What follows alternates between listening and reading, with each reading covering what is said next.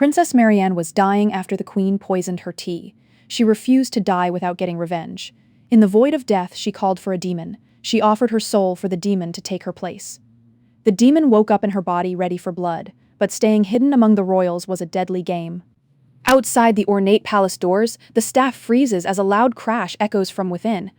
Someone inside bellows, "Is this some kind of a joke?" Inside, the princess stares down her maids, clearly revolted by the bright yellow dress they are presenting. She clenches the fabric in her fist, demanding to know if they actually expected her to wear such garbage. With a violent fling, she tosses the unwanted rag aside while her attendants watch the display in absolute shock. Fixing them with an icy stare, the noblewoman commands her maids to bring her something else immediately. Scanning the pile of expensive gowns, she dismisses every single one as boring or tacky. Her hand slides across the fabric of another option as the demanding search continues. Finally, she stands before the mirror, draped in a voluminous pink gown adorned with roses. Looking at her reflection with a confident smile, Maryanne finally admits that this look is much better. She strides down the palace hallway, heels clicking as she passes an ornate portrait of a dark-haired woman. The princess suddenly comes to a halt, her shoe clicking one last time against the polished floor. Two figures approach in the corridor, a blonde man in military uniform and a quiet blonde girl. Ryan clicks his tongue and fixes her with a look of visible annoyance. Glancing over her shoulder with irritation, she thinks to herself how absolutely obnoxious these two are. This is Ryan, the first son of Queen Ophelius. He snaps at her in a rage, but she internally dismisses him as a distasteful braggart. Beside him is the queen's third child, Mina. Seeing the girl's perpetually dejected expression makes our princess physically sick with disgust. Ryan gets in her face, warning her to watch her mouth unless she wants to start making enemies before leading his sister away. Left alone in the hallway, she grits her teeth in a silent fury. A hand suddenly reaches out toward her from behind, and a voice playfully asks if she missed him, making her flinch. She slaps the hand away and turns to find Michel. She wastes no time telling him not to act chummy and to beat it. Her anger only intensifies as she stands before him. Her teeth clench tight. She raises her head, trying to distance herself from those bitter memories. Standing in the dim light before the portrait, she quietly whispers for her mother. Staring at the painted face, she realizes with a heavy heart that she has no one left. The image of Michel overlaps with her mother's face as she recalls thinking he was like a brother because he reminded her of her. A memory surfaces of a large hand reaching down for a child's hand. Even as a child, Mina carried that same sad and lonely expression. In contrast, a younger Maryanne is shown smiling brightly and reaching out towards someone she loved. Our princess watches them, her expression unreadable as she retreats into her own mind. A memory surfaces of a much younger Maryanne happily jumping into the boy's arms for a hug. In that innocent moment, she was truly happy. Her resentment boils over into a violent slap that catches Michel off guard. She repeats the question haunting her mind. How could I do the same after I found out everything? A maid interrupts the silence of the hallway, reminding the princess that she will be late for lunch. A suspicious murmur in the distance makes her freeze. The princess turns back toward the entrance, sensing that someone is approaching her. Queen Ophelius arrives with a bright, performative smile, asking her dear daughter if she is waiting for anyone. Our girl drops any pretense of politeness, ordering the queen to stop the act and just scram. The queen remains unfazed, noting with a knowing smile that she is just as insulting as always. Walking away with clicking heels, the woman drops a chilling warning. Next time it won't be your daughter, it'll be you. The setting shifts back to the events of the previous month, specifically Mina's birthday ball. The memory of that night begins to unfold. A sudden sharp slap rings out across the ballroom, sending Mina recoiling from the force of the blow. Maryanne stands over her, her face twisted with a look of extreme disgust. The crowd's whispers fill the ballroom as Maryanne looms over her sister with icy fury, demanding to know how she dared to step on her dress. Her innocent childhood self is a sharp, painful contrast to the vengeful woman she's become. Her face twists in a snarl of wide-eyed hatred as she looms over her fallen sibling. Queen Ophelius watches the public humiliation with mounting fury, clearly ready to step in and end it. Cold determination settles into her gaze. The two women exchange a silent, uncompromising glare that cements their deep, mutual hatred. At a formal family lunch, the only sound is the rhythmic clinking of silverware against fine china. Trying to keep up appearances, the queen tells the king about a splendid tea she recently received. She offers for everyone to try some after lunch, her polite smile masking the malice underneath. The queen offers a polite smile, nodding along with the conversation. She mentions preparing a special treat for everyone at the table, sounding like the perfect, gracious hostess. The queen adds that the gift will be waiting in their quarters the moment they return from lunch. "I hope you all like it," she says, her tone smooth and perfectly pleasant. Maryanne silently cuts her steak, seemingly oblivious to the tension at the table. Ophelius leans in with a forced warmth, asking if the meal actually suits the girl's particular tastes. With a gracious nod, the woman encourages the princess to enjoy every bite of her meal. Later, in her private quarters, a nervous maid begins preparing the tea for our girl. The serving tray rattles as the teacup is set on the table. The servant claims the tea is special, insisting it's meant to relax her nerves and help her sleep. She promises the drink is fragrant and not bitter at all. Desperate for the girl to drink. Uninterested, Maryanne sets her fork down and admits she has no appetite for cake today. The maid flinches at the rejection, her eyes wide with a fear she can't quite hide. A flashback reveals the queen's cruelty, threatening that the maid's family won't be safe if she fails to deliver the poison. Back in the present, the girl's hands tremble under the crushing weight of the queen's ultimatum. The teacup sits waiting, a silent instrument of death on the table. The silence in the room is broken only by the sound of her own breathing. Just one big swig. "Princess," the maid urges, her voice barely a whisper as she watches. Tension peaks as the scene shifts between the drinking girl and the expectant queen. She finally takes a sip, unaware that the lethal trap has already been sprung. Seeing her drink, the maid's face distorts into a truly malicious, triumphant smirk. Suddenly, the girl's vision begins to swim and everything in the room blurs into a haze. Thick spatters of blood hit the carpet as her body begins to fail with terrifying speed. Blood drips from her mouth as she stares in shock at the cup in her hand. The cup slips from her fingers, spilling the remaining orange liquid across the floor. Maryanne collapses as blood sprays from her mouth. The tea set hits the ground with a deafening clang as her world goes black. Her pale hand falls limp against the carpet, surrounded by growing red stains. The girl falls backward, her hair splaying out like a shroud as she descends. She hits the patterned rug with a heavy thud, lying completely motionless.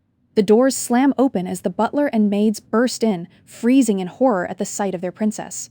A desperate scream of "princess" echoes through the room as they realize the disaster. She stares at her pale hands, still clad in the dress she died in. Frustration boils over as she grits her teeth, refusing to let this be the end. She envisions the face of the purple-haired maid who handed her the lethal tea. Then she sees Lumiel, the man she once trusted as if he were family. Queen Ophelius's smiling face haunts her as the mastermind behind her murder. Ryan follows, another family member who chose to betray her when it mattered most. Vengeance feels impossible, though, because she lacks the raw strength to fight back. She recalls the old legends of the demon Timon, a creature who once brought total peril to the world of the living. Her hands come together, knowing she is all ready. Standing alone in the abyss, Maryanne offers a desperate prayer to the dark forces, willing to sacrifice everything for a chance at vengeance. She clasps her hands together in a final prayer, focusing every ounce of her will on the dark void. She offers her ultimate price to the darkness, declaring she is ready to pay anything if her wish is granted. Shadowy energy manifests in the void, responding to her call with a powerful, shimmering surge. A figure with silver hair and pointed ears materializes from the crackling magic, standing amidst the dark. The rhythmic sound of her heels continues as she approaches her summoner with an elegant, steady pace. Maryanne flinches as the rhythmic clicks reach her ears, realizing she is no longer alone in the dark. She spins her head around, eyes widening as she tries to catch sight of the entity. Strands of silver hair flutter, shimmering as the figure draws near. She turns completely and finds a stunning demon woman standing before her, leaving the princess utterly speechless. Neither speaks for a long moment, the standoff punctuated only by the flickering lights of the empty space. The demon looks directly at her and breaks the silence with an imposing question. "Are you the one that summoned me?" Trembling and wide-eyed, the girl manages to choke out a single question, asking the imposing figure just what she is. The demon's red eye twitches in slight irritation as she waits for the human to grasp the situation. Dark energy crackles around the entity as her aura intensifies, filling the empty space with a palpable danger. The demon looms over her with terrifying intensity, the sheer weight of her power causing her summoner to flinch. Maryanne stammers in terror, asking if she is truly a real demon and questioning if such beings even exist. The demon smirks and confirms she is the real deal. Desperate hope starts to replace fear as the princess asks if demons truly grant any wish. Accepting the situation, the demon officially opens the contract and asks the girl exactly what it is she seeks. Maryanne looks her straight in the eye with fierce determination and makes a shocking request. I want you to live in my place. The demon's internal thoughts spiral into a daze as she realizes this definitely wasn't in her contract manual. Despite the internal panic, she regains her composure and stands tall, projecting the image of an elegant, powerful being. Standing before a gold-trimmed mirror, she examines her reflection and wonders if she should show them up for her first contract. She practices a cold, superior look in the glass, huffing to herself, while wondering if she should try to look more stern. Uracina experiments with different personas, wondering if a cold and distant look is the right vibe for her new life. She adjusts her features again, testing if a high-class and elegant demeanor is a better fit for the role. Next, she tries on a mocking, predatory snicker to see if a darker edge works better, surrounded by guides on human behavior. Our girl watches her reflection shatter as she prepares for her big debut. Back in the void, the two spirits face off as Maryanne decides it's finally time for a formal introduction. The girl identifies herself as the first princess of the Pedin Kingdom, a major power on the Sopiring continent. The princess recounts drinking poisoned tea and losing consciousness, which led to her summoning a demon from the darkness. Trembling with pure rage, she screams that Queen Ophelius was definitely the architect behind her assassination. Uracina remains skeptical, asking if it wouldn't be easier to just wish for revival to handle the revenge herself. Maryanne fidgets nervously, admitting that even if she were to return to life, she doesn't think she could guarantee her revenge on her own. She declares with pure spite that she never wants to go back to her family or those Cretans ever again. The demon offers a simple assassination deal, promising she can kill anyone the princess desires in any way she wants. Maryanne screams in refusal, demanding that the vengeance be carried out through her own physical body, regardless of who is driving.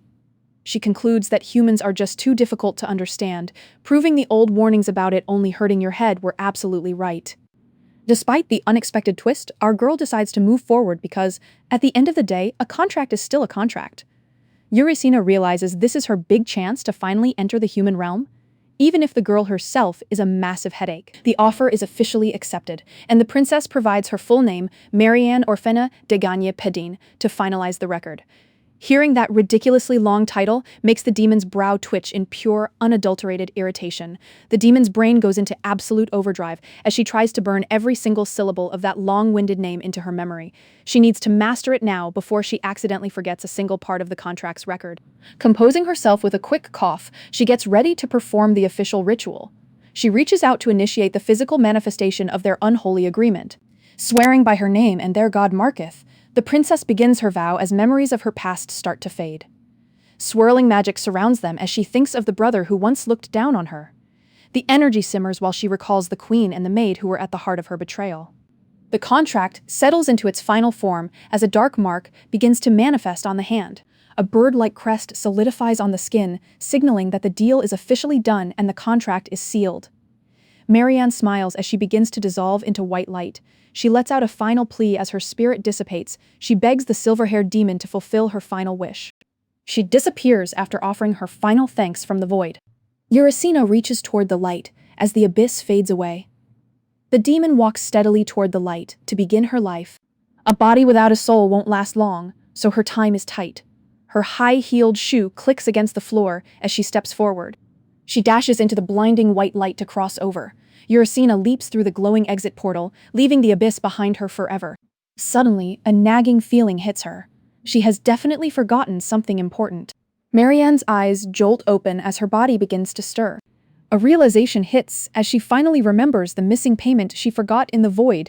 Uracina sits up in bed and screams, realizing she accidentally left the abyss without collecting the princess's soul. That was supposed to be her contract payment, and now she has arrived in the human world completely empty-handed. She squints as the title card flashes over the start of her new reality. The maids gasp in total shock, dropping a vase of white flowers as she stirs. Chaos erupts throughout the room as the staff screams for a doctor to be called to the princess's side immediately. Her new physical body is completely useless, and with her head pounding, she desperately needs some answers. Suddenly, the door clicks open. An elderly doctor and a maid enter the room. He notes that the princess has been in bed for an entire week and asks how she's feeling. She shouts that nothing is fine when she's stuck in a crummy body with no payment. When the doctor praises Barachel's blessings, she internally mocks him. She knows a demon woke this body up and that phony god had nothing to do with it. The girl places an order for some porridge and medicinal herbs before finally drifting back into a much-needed nap. A maid fluffs the pillows and helps the princess sit upright in the bed. She lets herself be fed, wondering why she isn't even allowed to handle the spoon herself. The sheer level of luxury in this room feels unsettling. Every piece of furniture practically shimmers with excessive wealth. She compares this palace to her messy room in the abyss, which was packed with guides on being human. Noticing Carol's suspicious glances, she shoots a glare that makes the maid flinch in terror. The maids wait anxiously until a knock sounds at the door, announcing that the princess's medicine has finally arrived.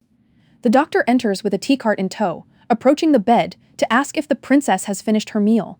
He presents a bowl of steaming green liquid that smells absolutely foul, earning a look of pure disgust from the girl. Staring at her reflection in the dark sludge, she decides to just finish it off quickly. She sits up, takes a massive swig, and gulps the medicine down in one go. She sticks her tongue out, wondering if holy water tastes this foul. Her inner demon is suspicious, fearing that since she's in a human body now, they might be trying to poison her again. She shoots a sharp glare toward the doctor. The doctor promises it's not poison, claiming the more bitter the medicine, the better the effect. Unimpressed by pathetic human healing, she calls out to him, startling the man into a nervous, "Yes, my princess?" Holding out the empty bowl, she asks why it tastes so bad and demands candy or chocolate to offset the bitterness. The doctor can't help but chuckle, clearly amused by her childish request. Eurysina is genuinely shocked that he found her demand funny. Her eyes go wide, feeling insulted that a mere human would dare to laugh at her. The doctor apologizes, claiming he's never seen anyone finish that brew without vomiting. Inside, her demon is livid, imagining herself violently yanking on the old man's long white beard. Her inner self continues to roar until a voice from outside shouts that King Lepster has arrived, causing the doctor to gasp in surprise. Lepster strides into the room, followed by Radifon and Smegento. He looks toward the bed, relieved that Maryanne is finally awake, and reaches out to grab her hands. The king asks if she recognizes him, while her inner demon is uncomfortable under the intense stares of the nobles. Eurysina realizes she has to play along for now. She forces a cheerful face and looks directly at her supposed father, preparing to give the performance of a lifetime as a proper princess. She tries a bubbly "good afternoon," which immediately freezes everyone in shock. Nervous, she tries a formal tone, asking if she should grovel in the king's presence, leaving everyone completely bewildered by her bizarre behavior. The atmosphere is incredibly awkward. Lepster looks at her with a pained expression, asking why his daughter is suddenly greeting him like a complete stranger, panicking. Eurysina tries to laugh it off as a prank, while her inner demon screams in despair at her own failure. The king notes that she likely hasn't seen Radifon or Smegento in a long time. The two nobles offer awkward smiles, unsure how to handle the strange vibe. Lepster's temper finally snaps. He turns to the doctor with a furious face, roaring and asking how this could happen when he was promised the princess was fine. The doctor improvises, suggesting the poison might have caused selective amnesia. Eurysina's inner demon is impressed by his quick thinking, while the king asks with a trembling voice if she truly doesn't know him. Eurysina pauses to look at him.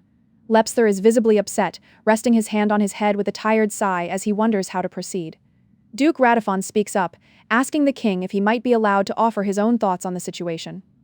Radifon points out that only those in the room know the truth. He warns that if other nobles see her like this, rumors will spread that she has lost her mind.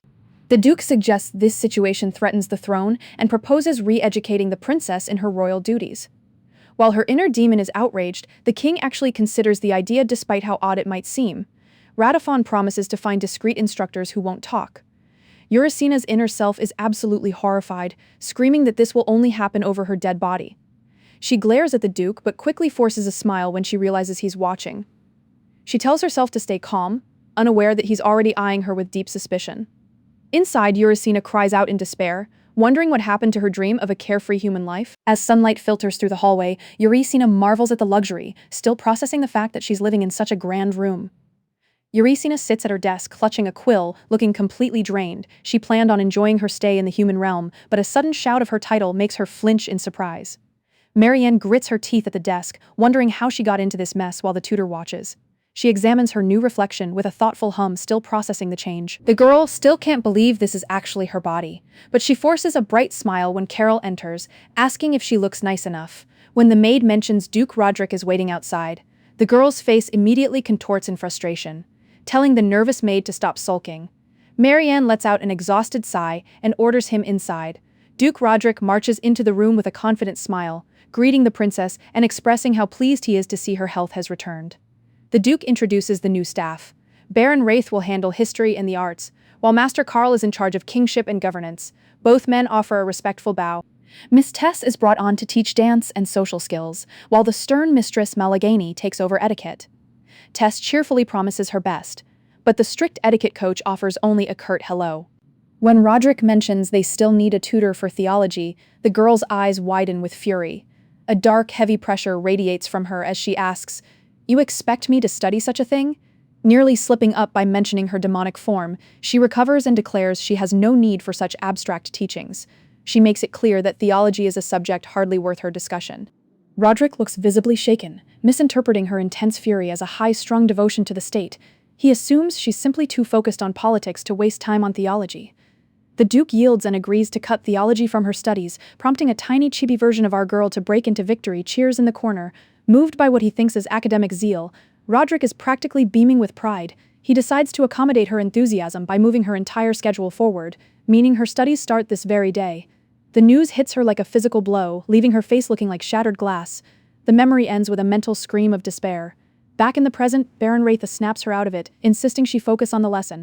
Wraith notes that her boredom is written all over her face, then starts a lecture about history being a reflection of reality. He claims they must study the past to understand their current state, totally oblivious to her internal groaning. Seeking a shortcut, the girl suggests they move on to something practical, like her own family tree.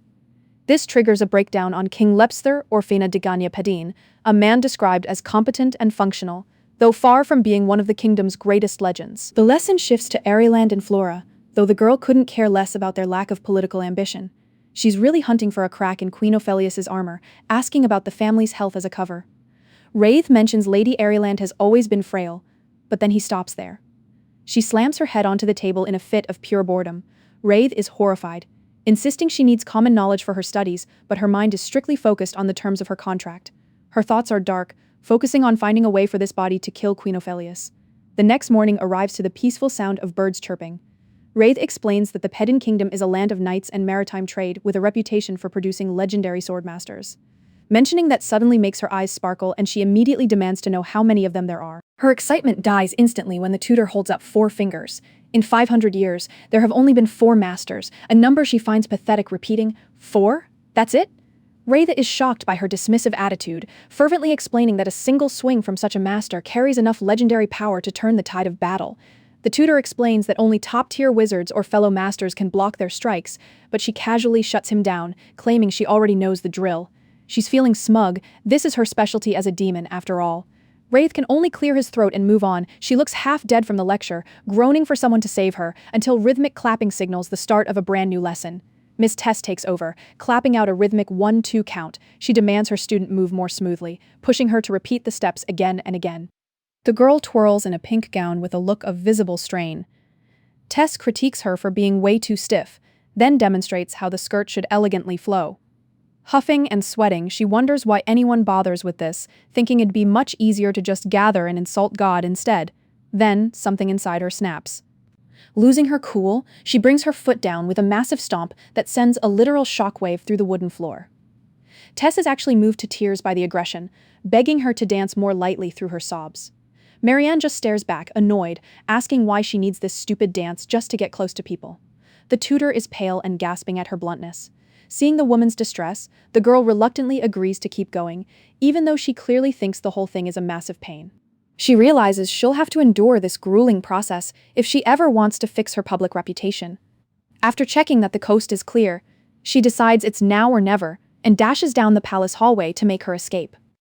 She eventually finds her way to a sun-drenched forest, wandering a comfortable distance away from those restrictive palace walls. Exhausted from her morning of dancing, she sits under a tree and scratches "I'm hungry" into the dirt. Suddenly, an amused chuckle drifts down from the branches above. A mysterious figure perched overhead asks what she's doing alone, warning that assassins could be anywhere, startled and annoyed. She spins around to find a stranger watching her with an amused look. She tries to wave the stranger off and leave, but the youth jumps down to the ground to follow, clearly unfazed by her obvious annoyance. The youth reaches out and tells her to wait, warning that the path she's taking is leading her away from the palace, not toward it. She turns back, completely caught off guard by the unsolicited intervention. The girl notes the stranger is tall and pretty, but she quickly gets defensive. When he playfully asks if she's fallen for him, she barks back that she'd never swoon over a girl and demands to know who he actually is. The youth only chuckles at her heated response. The stranger introduces himself as Sarenth James Tisman, telling her she can just call him Saren. He keeps things light and cheerful, clearly enjoying the interaction while maintaining a bright demeanor. He offers her another mischievous, knowing smile. As the title card appears, Sarenth formally clarifies that he isn't an assassin, despite his mysterious and sudden appearance in the middle of the woods. Maryanne watches him closely, still wary. He points out that if he intended any harm, he would have killed her long before they started talking, mentioning he'd even met the queen once before. He mentions that the queen is likely out to get her, a claim that mirrors the girl's own private suspicions about her dangerous situation. Sarenth then brings up the infamous incident that has the entire kingdom talking. He reminds her of the day she slapped Princess Mina at the ball, a scandal that clearly left a lasting impression on everyone. She goes quiet, privately agreeing that her predecessor's public behavior was incredibly stupid and self-destructive. Sarenth notes that, as third in line for the throne, she's a major target. Maryanne counters by suggesting that Lady Ariland could also be a suspect worth considering. She quickly dismisses that idea. Though Lady Ariland is known for being too kind-hearted to be involved in anything as brutal as poisoning. She also rules out Princess Flora before Saren notices that night is falling. He prompts her to head back to the palace before it gets too dark. He offers to lead the way, and she follows him through the dark forest, though she still finds his presence incredibly fishy. Once they reach the edge of the woods, he stops and tells her she can handle the rest of the walk alone. She asks if he'll be back tomorrow, but he just waves goodbye. He mentions the spot isn't a secret anymore, but promises they'll see each other soon enough. Left alone in the dark, she soon hears the panicked calls of maids searching for her with lanterns. Carol eventually finds her and insists on an immediate return. While the girl walks back wondering who Sarenth really was, there's no royalty by that name. Back at the palace, Carol nags her for an hour about proper language and etiquette until a knock at the door interrupts them. An announcement follows. Count Roderick Haman Radifon has arrived for an unexpected visit, surprising the girl mid-lesson. Relieved to have a break from the nagging, she welcomes him in. The Count enters with a formal greeting, bowing before her as is tradition. He offers a warm, charming smile and asks if she's been faring well lately. Slipping into acting mode, she returns the greeting, but then the Count drops a bombshell. Since she's been studying so hard, it's finally time for a formal exam. The news leaves her completely floored. Roderick drops a bombshell. King Lepster is personally overseeing the exam because he has high hopes for his daughter. Maryanne is paralyzed with dread while her inner demon soul, Uracina, loses its mind. As if a massive exam wasn't bad enough. Now the king is watching. She curses the situation, unable to believe her luck has turned this godly. Roderick hands over the itinerary, explaining the oral exam will cover every single topic she studied. As he leaves her to the books, the girl collapses in absolute despair. She's convinced her life is over, praying this whole situation is just one big lie. Night falls over the palace as the reality of the test settles in. The princess sits at her desk, scribbling with manic energy. She isn't studying, though. Her notebook is actually filled with threats against Roderick. She spends her hours wishing to send the Count to an eternal rest among the angels. Our girl is in a full breakdown, crying about the work and debating whether she should play sick or just cheat. After a round of hair pulling and paper crumpling, she finally accepts that studying is the only path forward. The montage of desperation kicks off as time flies by. Maryanne grits her teeth through the exhaustion, her mind fueled purely by spite and the desire for Roderick to meet his end. Carol realizes the princess hasn't slept a wink. The girl is found buried in books or ripping them apart in a sleep-deprived fury. By the time dance practice rolls around, she's so out of it that she accidentally stomps right on her tutor, Tess's foot. Eventually, a weird sense of inner peace takes over. When a maid starts panicking over a mistake, the girl just calmly tells her it's fine and to not worry about it. As the final hours approach, Carol enters the room carrying one last massive delivery of books the princess requested. Carol is floored to see that the previous pile is already finished. Looking completely ghost-like and drained, the girl just gestures for the new books to be set down. With a final satisfying snap of her pen, she vows to see this through. A final scream of Radifon echoes through the silent palace halls. The princess slams her final book shut. She realizes that being a demon comes with a major perk, a memory far superior to any human's. It's her only saving grace, and she tells herself to stay calm. Uracina has got this. It is May 10th, the day of the exam. Maryanne begins the long walk across the grand hall toward her judges. The king and Roderick wait at the table as the girl approaches with a determined grin. Internally, she's pumping herself up, certain that she's going to pass this test with flying colors. The walk ends as she finally stands at the edge of the red carpet before her judges. She flashes a confident grin, repeating the silent vow that failure is simply not an option today. An elderly examiner mocks her calm exterior, but she mentally tells him to bring his worst. King Lepster cuts through the tension, telling his daughter he is simply happy to see her looking so healthy again. Reaching down, the princess lifts the hem of her red dress to prepare a formal royal greeting. She executes a perfect, elegant bow, smoothly crediting her recovery to the king's care. She looks up with a charming smile that hides her internal nerves. Roderick clears his throat, playing the part of the supportive mentor. He claims he's genuinely excited to see the fruits of all the hard work she's been putting in lately. The girl swallows hard, feeling the pressure. The king gives a nod, and the official signal is given for the examination to finally begin. The group of examiners, including Malageni and Smigento, work together to lift the heavy scroll containing the test questions. The scroll unrolls with a sharp snap. The judges scan the text, some even chuckling at the complexity of the material. Everyone is ready for this showdown. Tess smiles while an examiner steps forward, announcing he will be the one to ask the very first question. The first challenge is continent-wide foreign affairs, since royalty must know the world around them. Maryanne just smirks. She's been waiting for this. She leads with a claim that the continent is currently enjoying its greatest era of peace. This response earns her a skeptical scoff from the examiners across the table. The girl clarifies that the peace is only on the surface, as every country has its own internal struggles. She specifically points out the rising conflict between the nobility and the imperial family in the Haiden Empire. The visual of a burning battlefield serves as a grim reminder of the violence lurking beneath the diplomatic peace she describes. Maryanne moves on to Elysian, explaining how its massive population of elves creates a total policy disparity compared to human nations. Her demonic brain is retaining every detail perfectly. Turning to Spirin, she analyzes the map and explains that their unique culture leads to frequent skirmishes. Despite the chaos, she warns that their military strength is still nothing to laugh at. She ends by noting that even their own country is restless. Roderick stays silent as she smirks, internally wondering if he's impressed yet. As a tutor prepares the next round, the girl goes back into a bow. She's mentally complaining about having to practice these useless formalities. Tess calls for the music, and the princess launches into a complex dance routine.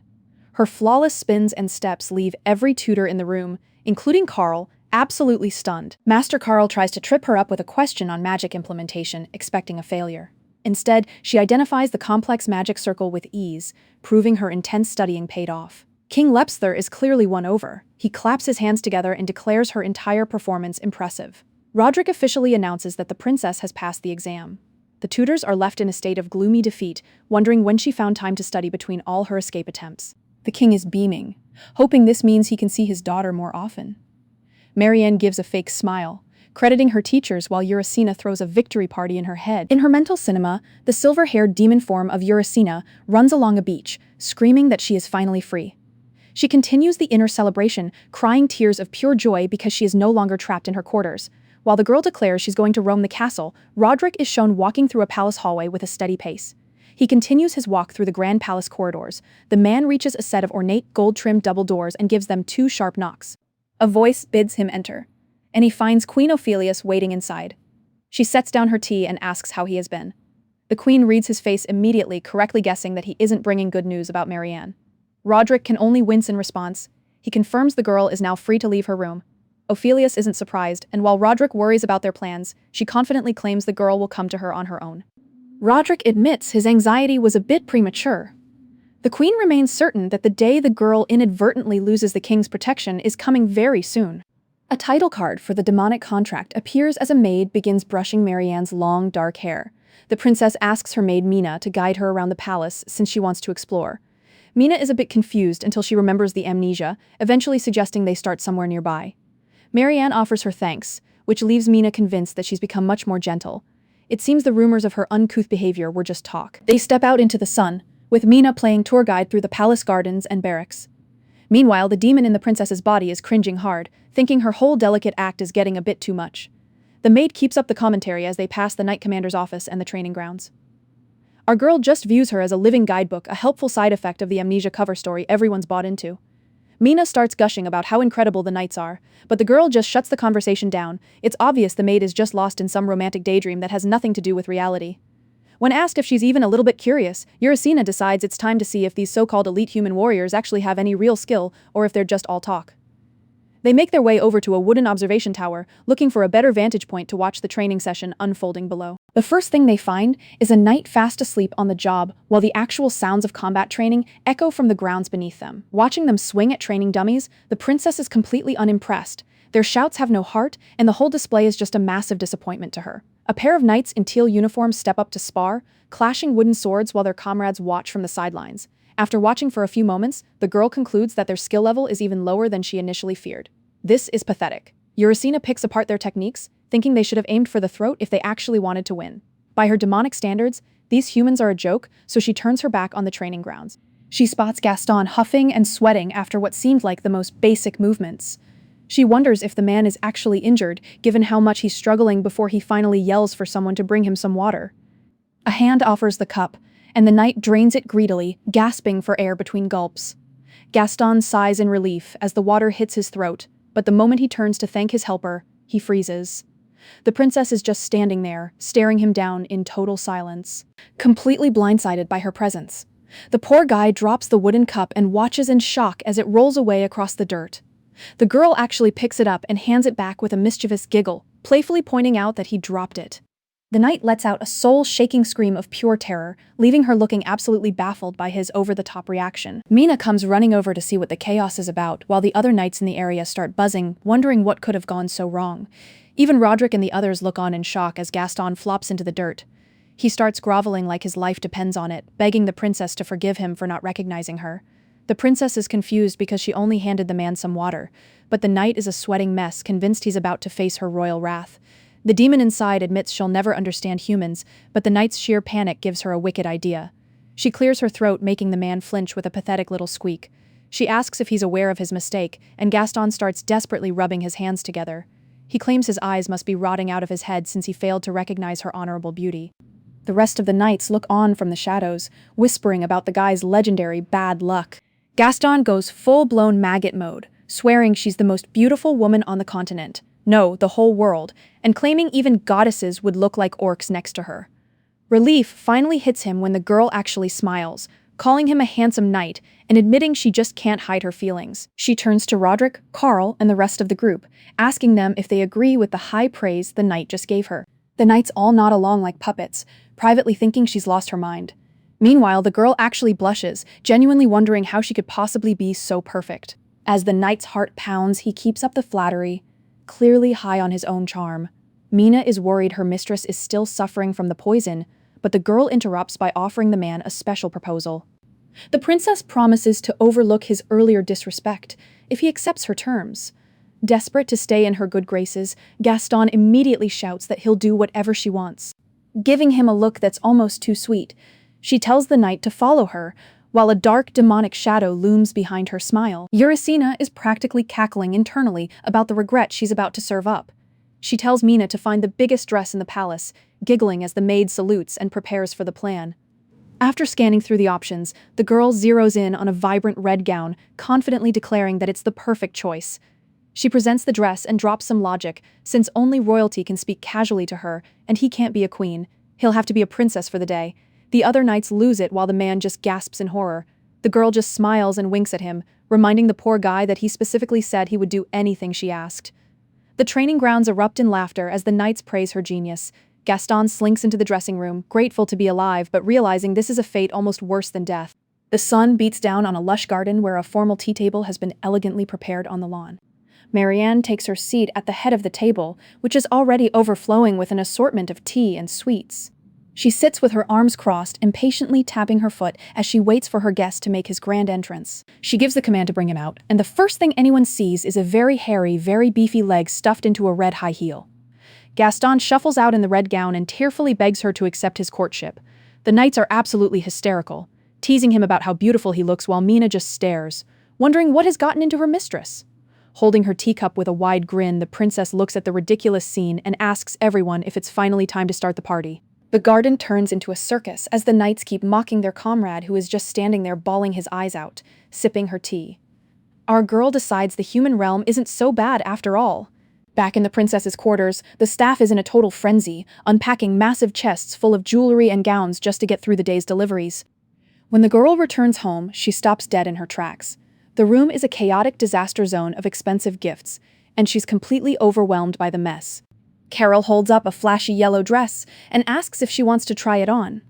But the girl just stares at the mountain of clothes with a look of pure exhaustion. Another maid brings out a green ruffled gown, explaining that everyone in the kingdom has been sending gifts to celebrate her recovery from the poisoning incident. She sees right through it, knowing these are just bribes to get on the king's good side. She scoffs at a dress with a ribbon so big it could make 2 shirts, yawns, and decides she's done with the social nonsense. As she prepares to walk out, the head maid stops her, sounding hesitant as she mentions there's one last specific item that needs her attention. The moment Carol mentions a gift from Queen Ophelius, the girl stops cold. Her eyes narrow immediately. She knows nothing from that woman comes without a catch. She shocks the nervous maid by staying perfectly calm, demanding to see exactly what her rival decided to send her as a recovery present. The gift is a simple glass bowl with some angelfish. The girl stares at them, finding the choice interesting because she knows there's a dark reason behind that name. She knows the secret. Put 2 angelfish in one bowl, and they'll fight until one dies. It's a lethal warning disguised as a gift. And while the old Maryanne might have missed the threat, the demon sees it clear as day. Carol finds the atmosphere unsettling as she watches her mistress humming contentedly at the fishbowl. The maid honestly wishes the girl would just get angry instead of acting so creepy. Reaching for the bowl with a dark smile, our girl accepts the queen's unspoken challenge. She's ready to turn this warning into a game and see exactly who will be the one to survive. The mischief continues in the wardrobe as she hums to herself, wondering which of the knights she should play with today. Carol catches her sneaking out and asks if she's heading to the 4th Knights again. It's a direct hit to the princess's plans, much to her frustration. Her new routine consists of breakfast followed by immediate pranks to keep from getting bored. She's working through a to-do list that includes serving mustard cookies and some truly horrible medicine to her subordinates. Down at the training grounds, she gleefully forces the terrified knights to drink a stinky, upgraded elixir that burns their tongues. Before they can even recover from the gustatory destruction, she presents today's dress and asks which one of them wants to try it on. The knights argue frantically, trying to shove the gown onto each other until she claps her hands in delight. Since they're all so interested, she decides everyone should try some on, leaving them screaming in collective horror. Back at the palace, Carol won't stop nagging. She insists the girl stop visiting the training grounds every day and focus on social balls to save her reputation. Maryanne is clearly over the lecture, noting that her maid's nagging is getting worse by the day. Mina interrupts with news of an unexpected luncheon with the king. Carol instantly produces an elaborate ribbon dress, insisting that with the entire royal family present, the princess must look the part. Human life is taxing, but she knows she has to look her best for this first official encounter. This is her chance to face her nemesis, Queen Ophelius, and she isn't going to let the opportunity go to waste. After firmly rejecting that ridiculous ribbon dress, she heads down the sunlit hallway. Her steps echo through the palace as she prepares for the confrontation with her family. She reflects on the mystery of formal human meals, which are a far cry from the demon castle. Back home, a typical dinner was a chaotic food fight where demons shouted for each other to die while some ate calmly amidst the violence. Arriving at the massive golden doors, she steels herself for the encounter. The guard swings them open, loudly announcing the arrival of Princess Maryanne to the entire room. Entering in a stunning red and white gown, she is warmly greeted by King Lepster. She offers a smile, but behind that mask, she is silently assessing every person seated at the table. This is the first time she has seen all of them gathered in one place. Every eye in the room is fixed on her as she approaches the table set with fine wine and food. She identifies the concubine Ariland and her siblings, Flora and Mina. She also sizes up Ryan, dismissively noting that even a brilliant swordsman like him wouldn't stand a chance against a real demon. After spotting the friendly scholar Lumiel, her gaze finally settles on the smiling Queen Ophelius. She identifies the woman as her primary target for revenge and the real reason she's here. She approaches the table with a practiced smile, apologizing for her tardiness while playing the role of a perfectly recovered princess flawlessly. Beneath her calm exterior, she reflects on the hours spent getting ready. She vows to make the effort worth it by squeezing every bit of information out of these people. With the stage finally set, the girl prepares for a high-stakes psychological battle during her first meal with the entire royal family. The girl enters the dining hall with a polite bow, apologizing for the wait. King Lepster insists they just arrived. Acclaimed Duke Roderick confirms. As Count Smagento offers a seat, she decides it is time to bury her old reputation and change her image for good. Queen Ophelius watches her, sweating with suspicion and wondering exactly what kind of scheme the girl is cooking up now. Ryan is baffled by the change and the formal way she addressed his mother. The king just claps and laughs, asking how she's doing, while the queen tries to convince herself to remain calm. She credits her father for her well-being, then leans in to tell him he's aging backwards. Lepster breaks into a hearty laugh, questioning if he really looked that elderly to her before. She notes his health is vital to the kingdom, privately mocking how easily the elderly fall for flattery. Ophelius joins the facade, agreeing that everyone relies on the king to remain healthy. The queen remarks how glad she is to see Maryanne recovered. Watching her, the girl notes what a convincing actress the woman is, though she knows a human cannot outwit a demon. She thanks the woman for the well wishes, then mentions receiving that wonderful gift and wanting to see which angelfish will survive. She stabs a piece of meat with a sharp strike, her eyes glowing as she smirks. The queen winces in horror, realizing the message was received loud and clear, gritting her teeth. The queen asks about rumors of her visiting the knights. The demon wonders why she is even bringing them up at the table now. She worries if the woman knows about her pranking Gaston with a dress or the spicy cookies. Still, she assumes the knights are far too embarrassed to blab about their recent treatment. Raising her wine glass, the queen criticizes her for skipping tea time and refusing ball invitations just to spend her time with commoner knights. The queen questions her priorities, but Ryan interrupts to claim the fourth knights are the worst in skill and civility. He calls them the sore thumb of the kingdom with an arrogant smirk. Shocked by the blatant insult to her new subordinates, she can only manage to utter a single "what?" She reflects on how the nobility views the fourth knights. They are comprised of merchants, peasants, and illegitimate children, setting them apart from every other company in the kingdom. Burdened by their low status, they often neglected training. Gaston is shown bragging to a dismissive companion about grabbing a local girl by the hand instead of working. The memory shows them scurrying from duties, claiming to be busy just to leave early. She wonders if their constant babbling is why they are looked down on. Returning to the present, she glares with intensity and demands to know what they actually know about those knights. She slams her fist onto the table, demanding if that is what they really think. An icy atmosphere overcomes the hall as she confronts Ryan and the queen directly. Standing over the table, she tells them they're going too far. Both the queen and Ryan flinch in fear, caught off guard by her looming presence. She challenges them, asking if they've ever met the knights or if they're just basing assumptions on rumors. Internally, the demon seethes with the urge to strike the woman, but she continues the public defense, insisting her rowdy bunch has never been uncivil. Duke Roderick tries to interject, suggesting that skill is just a matter of training. Meanwhile, the queen looks utterly livid and stressed by the turn of the conversation. Leaning in, she pierces the woman with her gaze and calls her assumptions foolish. The room falls silent as the queen trembles, her hands gripping each other tightly under the table as she stammers. Breaking under the pressure, the queen lowers her gaze and apologizes. She admits it was brash of her to think such things about the Knight Company. She realizes the tension could lead to rumors of her tormenting the queen. Noticing the maid's fidgeting, she drops the aggression to save her image, admitting her own words were too harsh. She offers a sparkling smile, claiming the queen was only looking out for her while masking her demonic intent behind a layer of royal grace. The queen returns the false smile, leading to a comedic back and forth of fake apologies.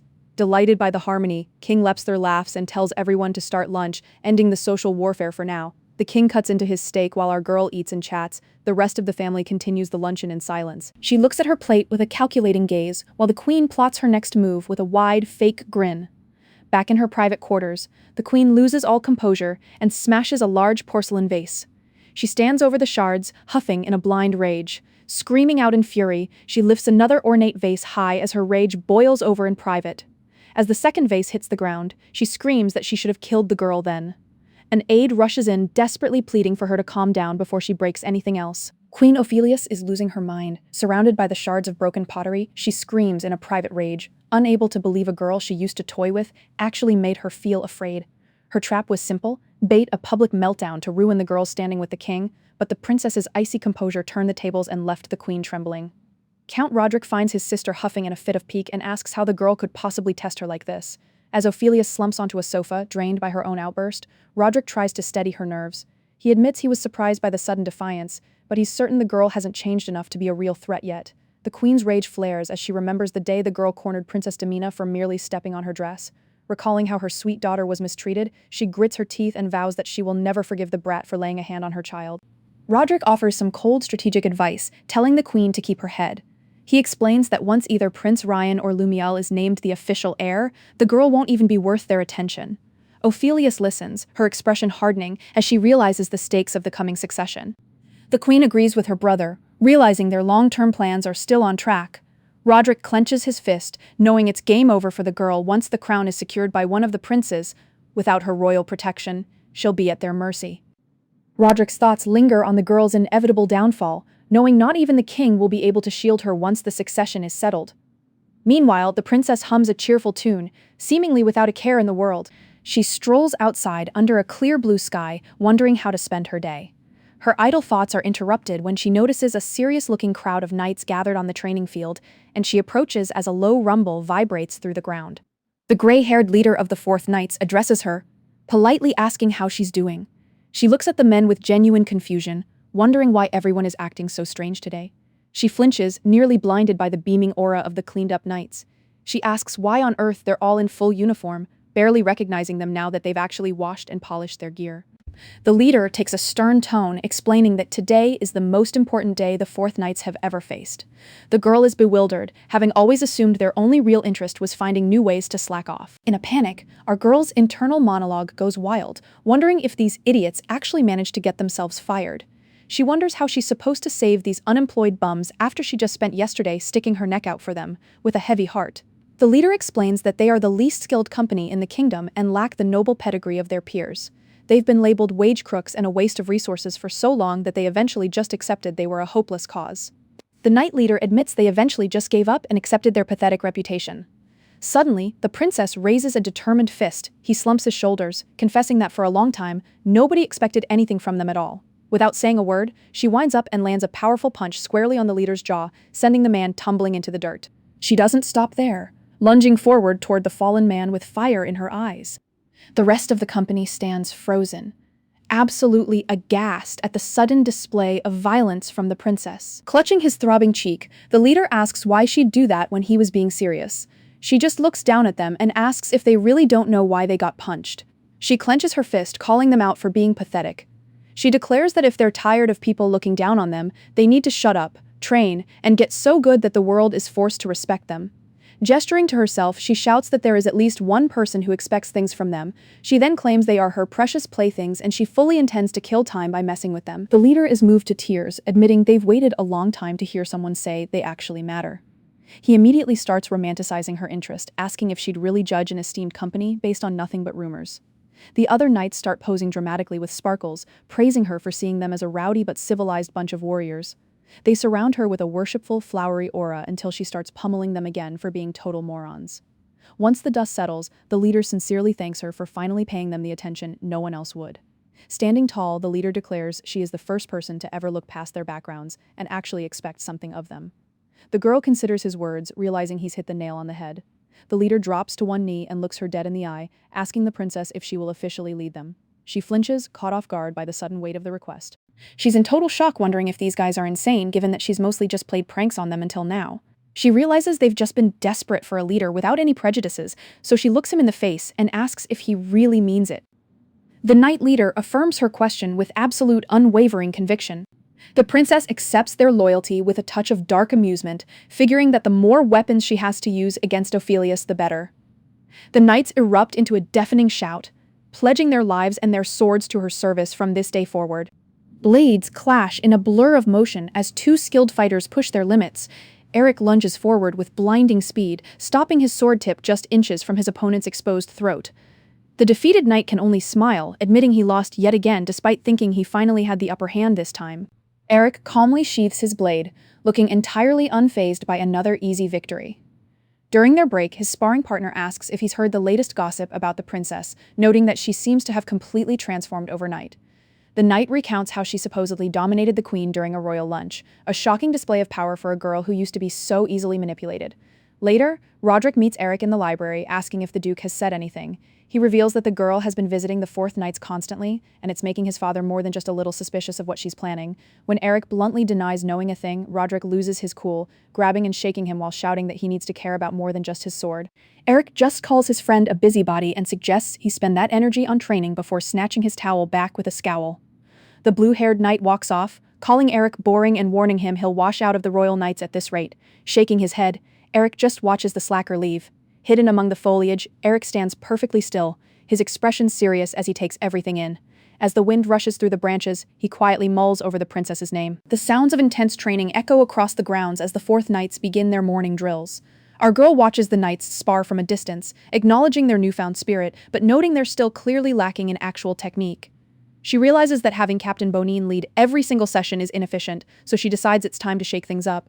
Mina approaches, looking hesitant as she tries to get the princess's attention. The maid asks why she's wearing pants instead of a dress, terrified of how Headmistress Carol will react, but she's assured that the old woman is already in on it. A flashback reveals she made a deal to attend a tedious ball just to secure this training gear. Back in the present, Bonine runs over, doing a double take at the sight of her in trousers. Gaston and Carl are practically vibrating with dread, sweating bullets as they wait for the hammer to drop. They can only imagine what kind of unhinged prank their princess has cooked up for them this time. The knights are still haunted by the dreadful memories, specifically the time they were forced into red ball gowns and made to court each other for her amusement. If that wasn't enough, they recall the recovery elixir she brewed, a tongue-burning concoction that had them vomiting and doubling over in pain. Gaston remembers desperately asking if she was actually trying to kill her own men. The chibi princess slams her hands down, screaming that she's the one making a sacrifice by agreeing to a ball. She calls them total imbeciles, a verbal beatdown so intense it physically sends her subordinates reeling. Bonine bows as low as he can go, taking full responsibility for failing to educate his men properly. Our girl just waves it off with a sigh, promising to try and be more understanding toward her traumatized subordinates. The princess drops a bombshell by announcing she'll be training right alongside them. The knights erupt in pure disbelief, while Carl breaks into a cold sweat, certain that things are about to go from bad to worse. She makes it clear she isn't joking, stepping over to the rack and firmly gripping a wooden training sword to prove her point. While the men frantically warn her about the king's inevitable fury, she tunes them out. After testing the weight of the wood, she gives them a cold deadline. They have exactly 5 months to get ready. A vision of a massive, cheering coliseum fills the air, signaling the arrival of the legendary Glory Lion event. This prestigious competition pits representatives from every knight company against each other. It's the ultimate stage, where the winner is crowned with the highest honor in the land, the title of the kingdom's best sword. The princess glares, reminding them that winning is the last thing they should worry about when they've finished dead last for 5 straight years. The truth hits like an arrow, leaving the knights slumping in a puddle of their own shame and excuses. Standing before their headquarters, the 4th Knights finally make a collective vow. They will not carry this history of humiliation any longer. Losing to Queen Ophelius's elite First Knights is not an option. Maryanne vows to whip her men into shape, warning them to be prepared for the most grueling training of their lives. As soon as she takes her first stance, the princess freezes.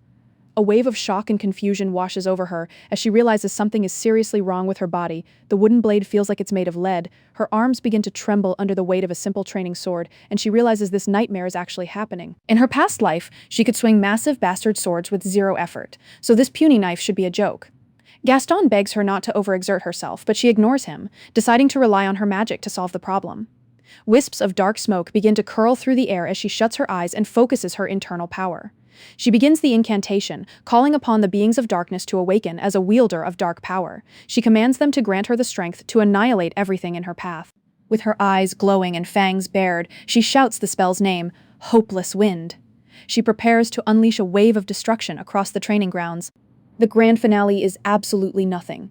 Silence hangs over the grounds as the spell fails to trigger, leaving her sweating and desperate to try a different incantation immediately. She begs the roots of creation for the power of destruction, but the only response is a deafening silence. Desperation sets in as she tries to beckon the darkness again, unaware that Mina is watching her with growing concern. She screams for the magic of extinction to swallow her enemies. But nothing happens. Her hands won't stop shaking as the horrifying reality sinks in. Her demonic powers are completely gone. Mina tentatively calls out to her. The princess flinches, forced to offer a shaky reply while Gaston looks on with an intense, confused blush. When the knight asks if she's all right, she can barely form a coherent word. Her mind is spinning as she tries to wrap her head around her missing strength. Plastering on a fake, nervous smile, she claims she just remembered something urgent and abruptly cancels the day's training session. She grabs her maid's hand and makes a break for it, dragging the poor girl back toward the palace while the knights watch them leave in total confusion. She sprints down the halls, her mind racing. If she's going to fix this, she needs help from an elder demon, and she needs it now. Every second counts. She realizes the only way to get her magic back is to sneak back home to the demon realm immediately. The dark, gothic silhouette of the demon realm castle looms under the eerie glow of 2 moons. A magic circle flares to life on the stone floor, and she steps through with a massive sigh of relief. Since her combat spells were dead, she was terrified the portal wouldn't work either. Our girl starts raiding the storeroom, grabbing every tool and artifact she might need. Coming back is a huge hassle, and since her magic is broken, she has to pack heavy. The sack is already getting heavy, making her wonder why things are suddenly so difficult. Since the halls are empty, she decides to head for Gaia's room to see if he's around, huffing and puffing up the stone stairs. She wonders how humans survive with such pathetic, inconvenient bodies before finally knocking on the door. She slams her fist against the wood and shouts for Gaia, using her demon name Eurysina. When no one answers, she starts to panic. She didn't come all this way just to find an empty room. Since she can't use magic to track them, she starts screaming for everyone from her parents to Sen, Jess, and Darkrian, hoping a family member is nearby to hear her. A green-haired demon suddenly appears behind her, demanding to know who she is. Before she can even turn around, he's already charging up a purple magic circle in his palm. She spins around in shock as the guard interrogates her. He looks ready to turn her into a grease spot for trespassing in the castle. Without waiting for an explanation, the demon lets fly with a powerful blast of magical energy intended to take her down. She flinches as the energy flashes past her. As the smoke clears, she finally gets a good look at her attacker and realizes she knows exactly who he is. Urasina starts waving her arms and her bag, shouting that it's really her. The green-haired guy is baffled until she asks if he remembers the time she beat him up for trespassing on her tower. The demon flinches as the memory of that beating resurfaces. His eyes go wide and he stammers out, "Lady Urasina?" in pure shock. She gives him a smile and starts walking forward, thinking to herself that even though his energy is faint, she'd recognize that aura anywhere. The demon starts bowing like his life depends on it, apologizing for mistaking her for an intruder. She warns him that things would have been messy if he'd actually hit her, then asks where everyone is.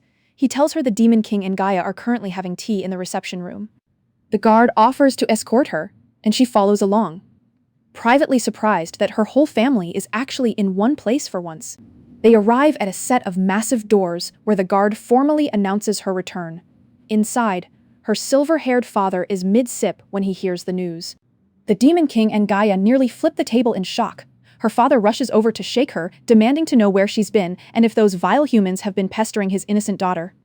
Her dad's imagination is running wild with images of her being carried off by angels, but she just laughs it off and tells him to stop being so dramatic. Gaia nearly crushes her in a massive hug, leaving the girl gasping for air.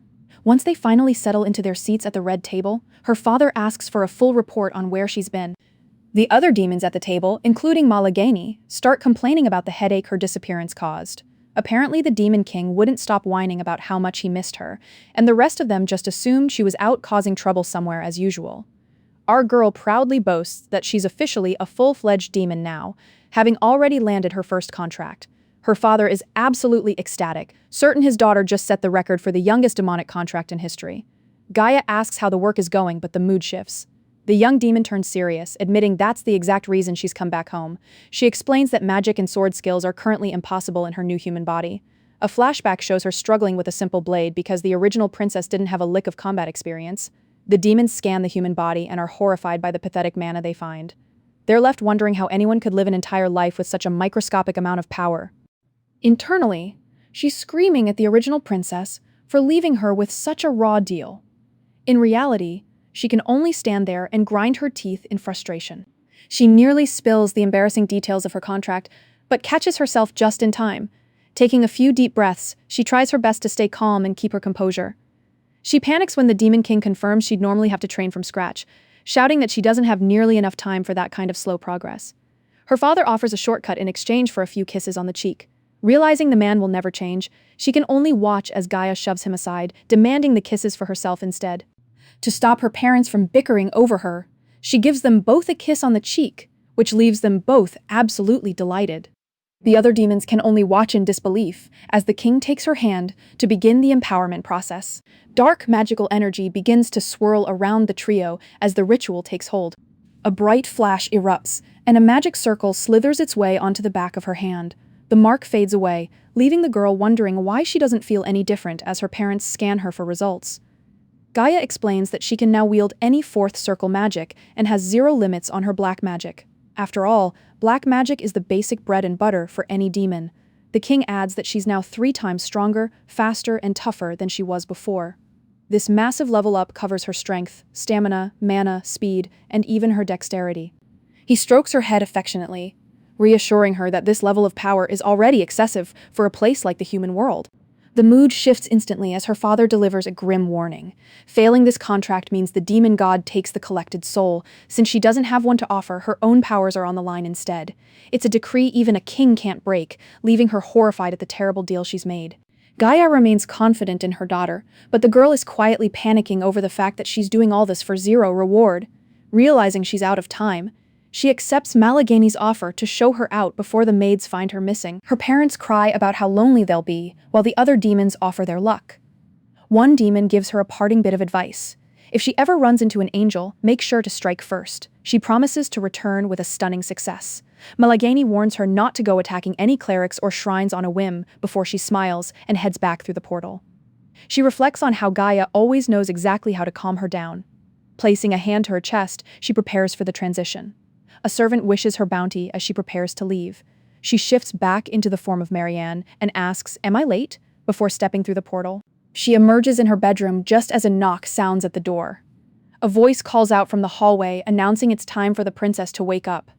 She frantically shoves her demonic belongings under the bed, stubbing her toe in the process. She grunts in pain while trying to hide every trace of the demon realm from the prying eyes of the staff. Mina enters with fresh water and asks how the girl rested. The princess stretches on the bed, playing it cool and feeling relieved that she managed to hide everything just in the nick of time. The girl smirks to herself. Now that her powers are finally back, her plan to revive the Fourth Knights is officially ready to go. Down at the training grounds, the Fourth Knights are busy practicing. A few of the men look up as the princess approaches the field.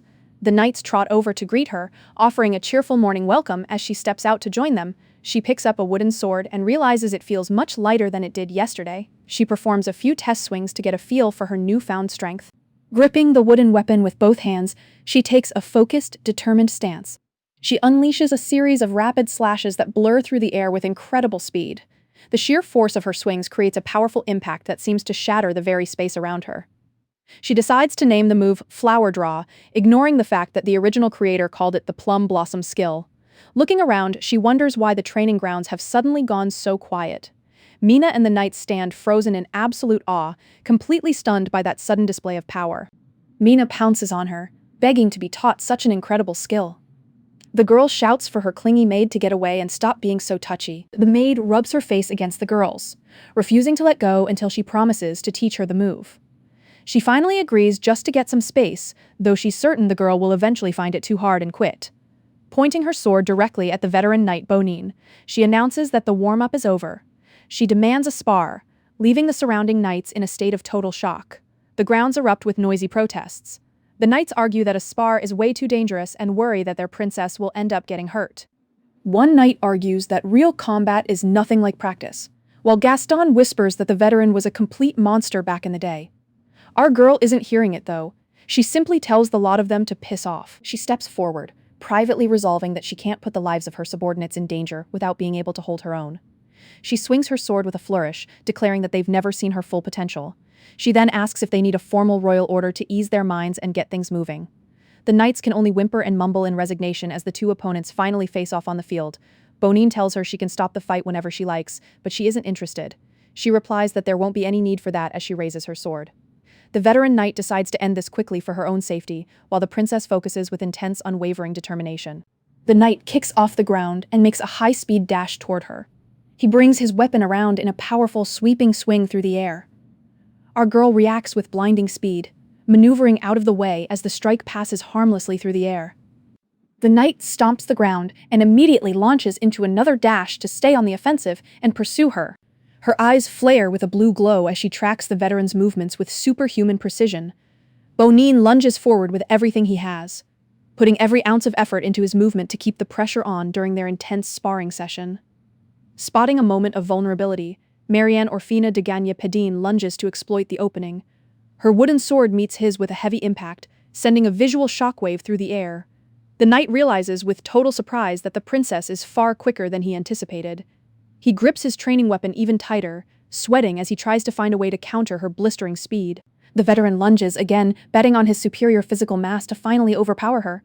The resulting collision is heavy enough to send Maryanne stumbling backward from the sheer force. Wood strikes wood in a rapid-fire sequence as the two exchange a blur of blows across the arena. The knight calls for more pressure as their weapons clatter, but the princess grits her teeth and refuses to give an inch. Thinking he's found the finishing blow, he swings with all his might, only to realize far too late that he's made a massive mistake. She suddenly flashes a mischievous grin. The knight is left staring in total disbelief as it sinks in that he walked straight into her trap.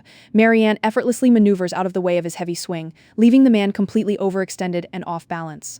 She circles him in a flash, her hair trailing behind her as she closes the distance in an instant. Her wooden sword is pressed against his throat before he can even blink, forcing him to finally admit that he lost the duel. Looking triumphant, she rests the sword over her shoulder, while the defeated knight can only stand there and sigh. The rest of the knights watch in stunned silence, their faces pale and their mouths hanging open from the shock of the defeat. She stands before the group, her gaze sharpening as she prepares to reorganize their entire structure. Gaston and Maryanne look down at the ground, overcome with shame after seeing a veteran defeated so decisively. She carries herself like a true commander, leaving the remaining knights frozen in a state of total shock. A transition confirms the new arrangement. The princess and Bonine have officially decided to split the training duties between them. Bonine approaches to acknowledge that learning from an expert of her caliber is a gracious opportunity. Our girl simply smiles and replies that she's glad he sees it that way before turning to leave. Behind her, the knights huddle together to gossip. They wonder how she managed to become so strong while lamenting that their training is about to get a whole lot harder with the festival right around the corner. She smirks to herself, confident that her demonstration of skill worked perfectly. Now, she can lead this group without worrying about any further pushback. Disguised in a hooded cloak, she sneaks into the marketplace. She's genuinely excited to finally have some fun outside the palace walls. Memories of her recent exhausting ordeals, everything from dance lessons to tense, formal luncheons, flash through her mind. It only makes her more determined to experience everything the human world has to offer while she's here. She observes the bustling market crowds, wondering just how much more chaotic this place is going to get once the festival officially begins. Her attention is quickly snatched away by a food stall, displaying some very interesting-looking skewers of grilled meat. She asks the vendor about the food and learns it's tasty grilled pork. Looking at the glistening meat, she realizes this is exactly the kind of market experience she read about in her books. The scent is absolutely mouth-watering. She's just about to try a skewer when a sudden scream interrupts her. A village girl runs past her, screaming for help, while a group of rough men pursues her. She desperately grabs the coat of a tall man in a dark military uniform, pleading for him to save her. The thugs approach with sinister smiles, telling the soldier they aren't bad people. They even mockingly warn the girl that having good looks doesn't mean someone is actually a good guy. Eric Rit Radafon stands firm before the frightened girl. He coldly notes that while nobility is inherited, talent isn't, and simply holding a blade doesn't make someone a knight. A thug roughly grabs his jacket and orders him to leave, but Eric is more bothered by the man's stinking breath. Meanwhile, Urasina watches the whole drama unfold while eating popcorn and wearing 3D glasses. The man realizes a small hooded figure has managed to sneak incredibly close to the confrontation. Nearby, another thug jumps at the sharp clink of a blade being drawn. Maryanne simply asks, "Me," before performing a swift, low slide between the bewildered thugs as they try to launch an attack. Moving so fast she's just a blur, her fingers tap the hilt of a thug's weapon and throw him completely off balance. Eric whirls into action, his superior martial training providing a sharp, deadly contrast to the clumsy aggression of the street criminals. She leaps into the air to catch a falling rapier, leaving the thug sweating in fear while she wonders if this guy is just pedestrian number 2. The soldier acknowledges her skill as the lead thug continues to shout, demanding respect. He simply shuts them down with a cold, flat no. Calling the criminals annoying, he delivers a powerful slash that is so rapid it's almost invisible to the naked eye. He systematically ends the fight, landing a decisive smack to a thug's jaw that leaves the criminal screaming in pain. The brief clash ends with Eric calmly sliding his blade back into its scabbard. Maryanne watches from a distance, impressed by his skill, even though the man looks completely bored by the whole encounter. The thugs scramble to get away, leaving the girl yelling after them while the princess watches the strange scene with confusion. Eric tells the girl to drop the act. Her facade of fear vanishes instantly with a click of her tongue as she realizes she's been caught and prepares to flee. The girl bolts and bumps directly into Maryanne, who complains about not even getting a thank you after stepping in to help. Eric approaches from behind, calling her pretty dull despite her talents.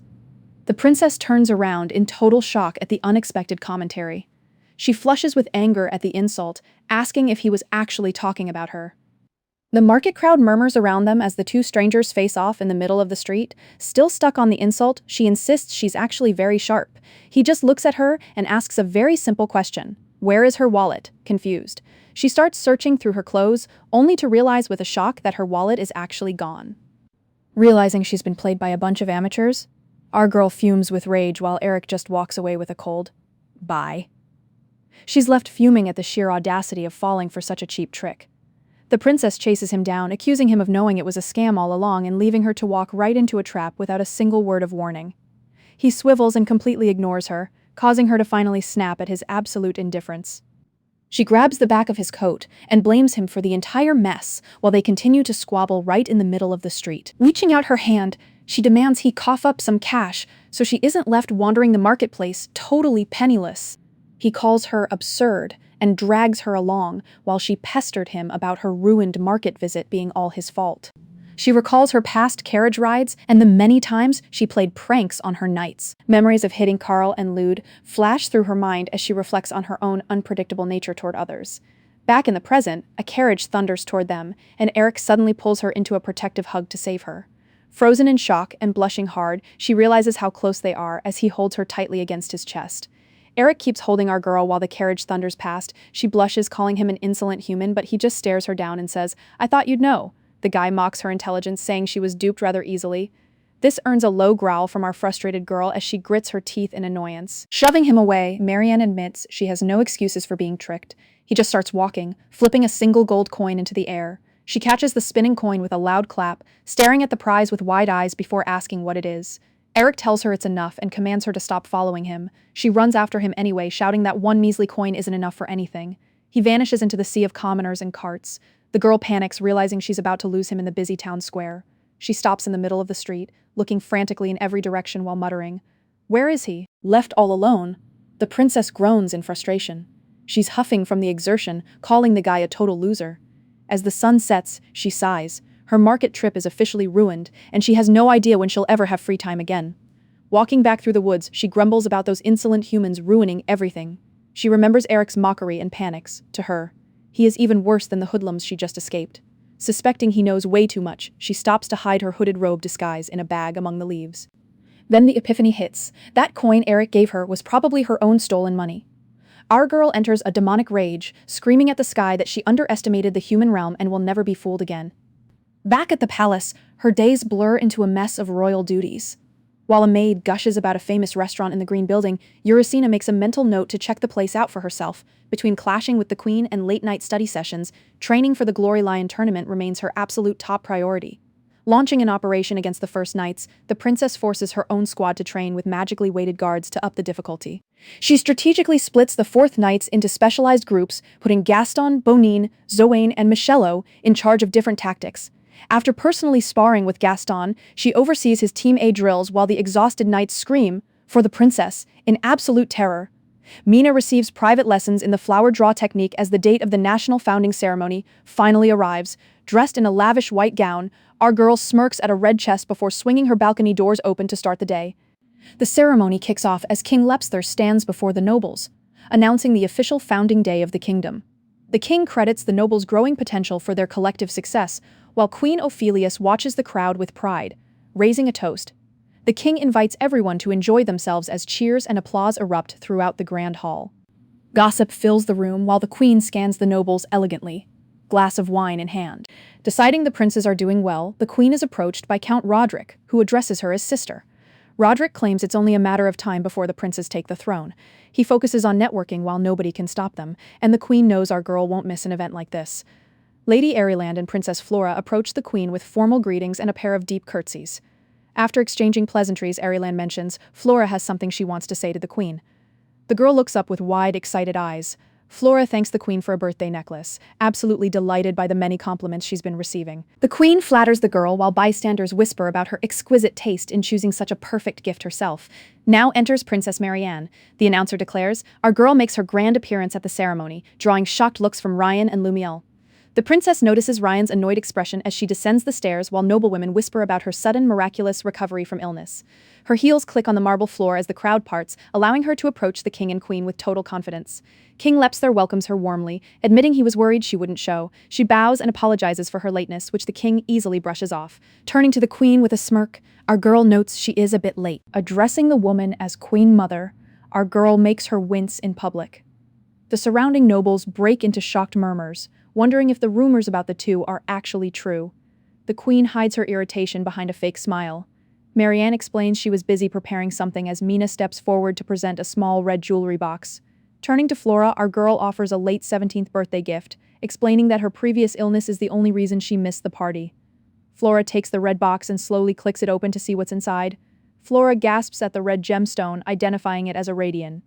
Murmurs ripple through the crowd as they realize the jewel costs 20 times more than a diamond, while Roderick watches with a calculating look.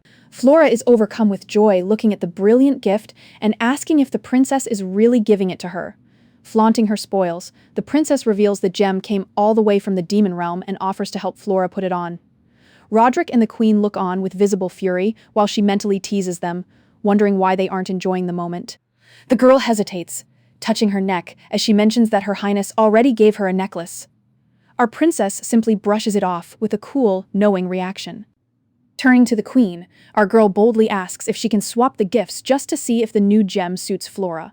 The request is so audacious it leaves Lady Ireland and the count stunned into a heavy silence. The queen is seething, her hands trembling as she realizes the princess is playing a high-stakes strategic game.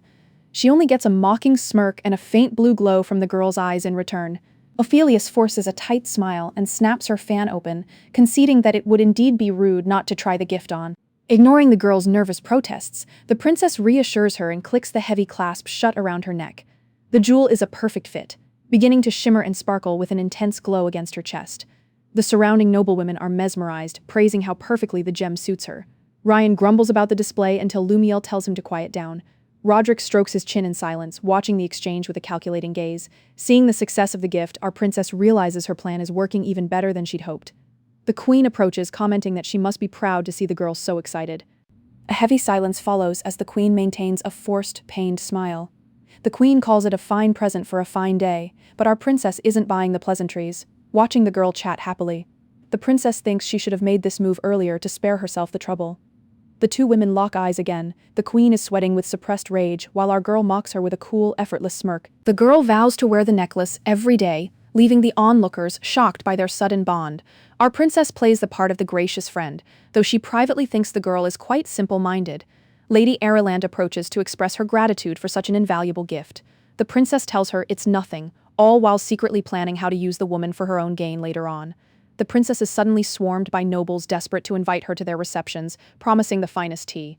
She smiles warmly and accepts every offer, playing the room like a professional.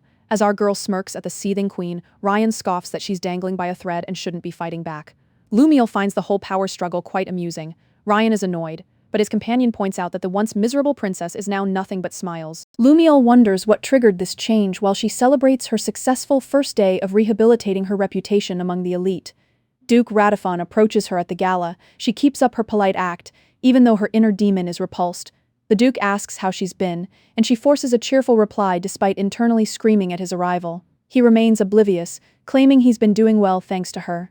The Duke gestures to the serious young man standing behind him, introducing his son, Eric. Seeing him hits her with a massive wave of shock. As the man formally introduces himself, she stares in horror. She internally recoils as the Duke mentions the honor of the meeting, realizing this noble is the same hoodlum leader from the marketplace. Her sudden, sharp reaction startles both men, leading the Duke to ask if they've already met. She freezes up, terrified her secret is about to come out. She hides her panic behind her fan and stammers out an excuse. Then she pauses, realizing his name sounds incredibly familiar from her lessons. A memory of her tutor surfaces, she recalls the name Eric Rit Radifon being announced as the winner of the tournament. He was a 3-time champion, and the youngest winner in history. Back then, everyone expected him to become the next great swordmaster. She had completely tuned out those lessons in the past. Now, she finally connects the dots. The legendary knight and that marketplace thug are the same person. The Duke proudly confirms his son is the champion, laughing that she must recognize him from the tournament. He notices her odd, unsettled reaction and wonders what's wrong. She asks if he's ever seen her before, and Eric calmly replies that this is their first meeting. She laughs in relief, thinking she's safely dodged a bullet. An awkward silence hangs over them until the Duke tries to laugh it off. She watches the knight, wondering why he's pretending they're strangers. Eric excuses himself and begins to walk away, but she impulsively grabs his sleeve to stop him. He looks back at her, clearly surprised. She stammers, caught without a plan, as she wonders if he genuinely forgot her face. The man just stares back with total confusion. The Duke interrupts to introduce 2 more guests, and she flinches as the knight finally makes his exit. Left alone with the newcomers, she feels completely overwhelmed by her own internal conflict. The 2 men introduce themselves as Eblo and Tisman. She tells herself to focus, deciding that scouting these nobles is far more important than worrying about one knight. She manages to pull her royal mask back into place. She greets the kingdom's rumored greatest 7th circle magician, Eblo, with some practiced flattery. After a round of polite laughter, the Duke offers to escort her further across the ballroom, and she accepts. High above the floor, the champion knight watches in silence as the princess continues to charm the other nobles below. He stands lost in thought until the sound of footsteps breaks the silence behind him. Sarenth James joins him, joking that galas like this must be a bore for a warrior. He asks his friend for an honest opinion of the princess now that they've met face to face. Sarenth observes how energetic she seems compared to before. Eric just stays silent, keeping his eyes fixed on the crowd. His friend reminds him she used to be nothing but frowns, but the knight just raises a hand and looks thoughtful. Eric covers his mouth, admitting he just remembered something. He can still see her face clearly in his mind's eye. A flashback surfaces of him catching her in the marketplace just before a carriage could strike. He remembers her looking flustered and defensive while clutching a single gold coin. The knight finally recalls the gold coin that had slipped his mind. He watches from the railing as she offers a mischievous smirk from the ballroom floor below. Later, the two men walk through a bustling marketplace during the festivities. Sarenth tells his friend to lighten up and enjoy the day, but he suddenly stops when he hears a crowd cheering about something incredible. A massive crowd has gathered to watch an arm wrestling match. Sarenth drags his friend along as the local champion Jack fails to move even a single muscle against his opponent. The opponent is revealed to be the princess in disguise, and Jack is in total shock at her raw power. Sarenth whistles in amazement while the knight stares her down with intense suspicion. As the champion Jack hits the deck, the arena explodes. Under her hood, the princess is all smiles, while Sarenth tilts his head, asking Eric if this mysterious powerhouse looks a bit too familiar. The announcer hoists her arm high, crowning her the winner, and passing over the prize money. Down in the crowd, the two men can only watch as she celebrates the big payout. It finally clicks for Sarenth. She looks exactly like the princess. Just then, she flips her hood back, flashing a wide, confident grin at the cheering marketplace. Eric and his companion are stuck in a state of total shock. Meanwhile, our girl is having the time of her life, waving her bags of gold and shouting her thanks to anyone who'll listen. Maryanne doesn't stick around, bolting right past the frozen pair with her loot. As she vanishes, they're left standing there, wondering what kind of cosmic bad luck forced them to meet like this. Disaster strikes in the cutest way possible. She accidentally fumbles a gold coin. As it rolls away, the princess laments her luck, wondering if the demon lord has finally forsaken her. Maryanne isn't taking any chances, shoving the two men into a narrow side passage to hide. Sarenth tries to protest the rough treatment, but she's on a mission and doesn't care about his personal space. The moment the man starts to address her as princess, she claps a hand over his mouth. He's left wide-eyed and muffled, silenced before he can blow her cover. She leans in with a dark, terrifying aura, whispering that if he uses her title in public again, he's a dead man. Then, in the blink of an eye, she pivots back to a sparkling smile and asks Saren if they have a deal.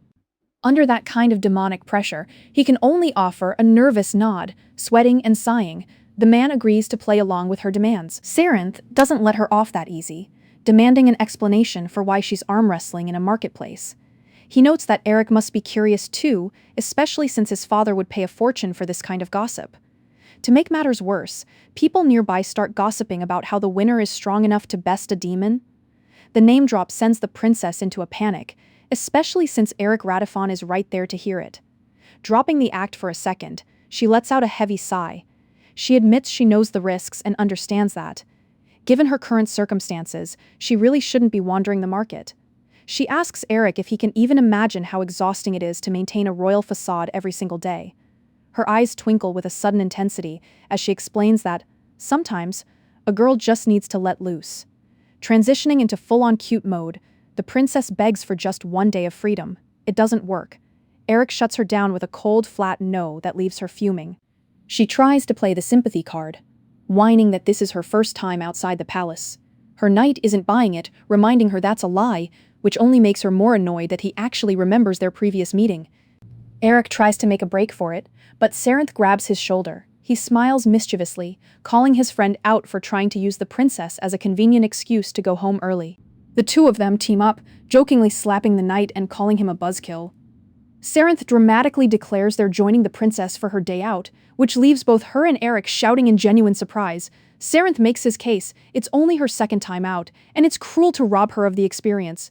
Besides, he knows his friend isn't actually going to listen and head back anyway. Maryanne jokes that she was about to report them as molesters, then happily pivots to the new plan.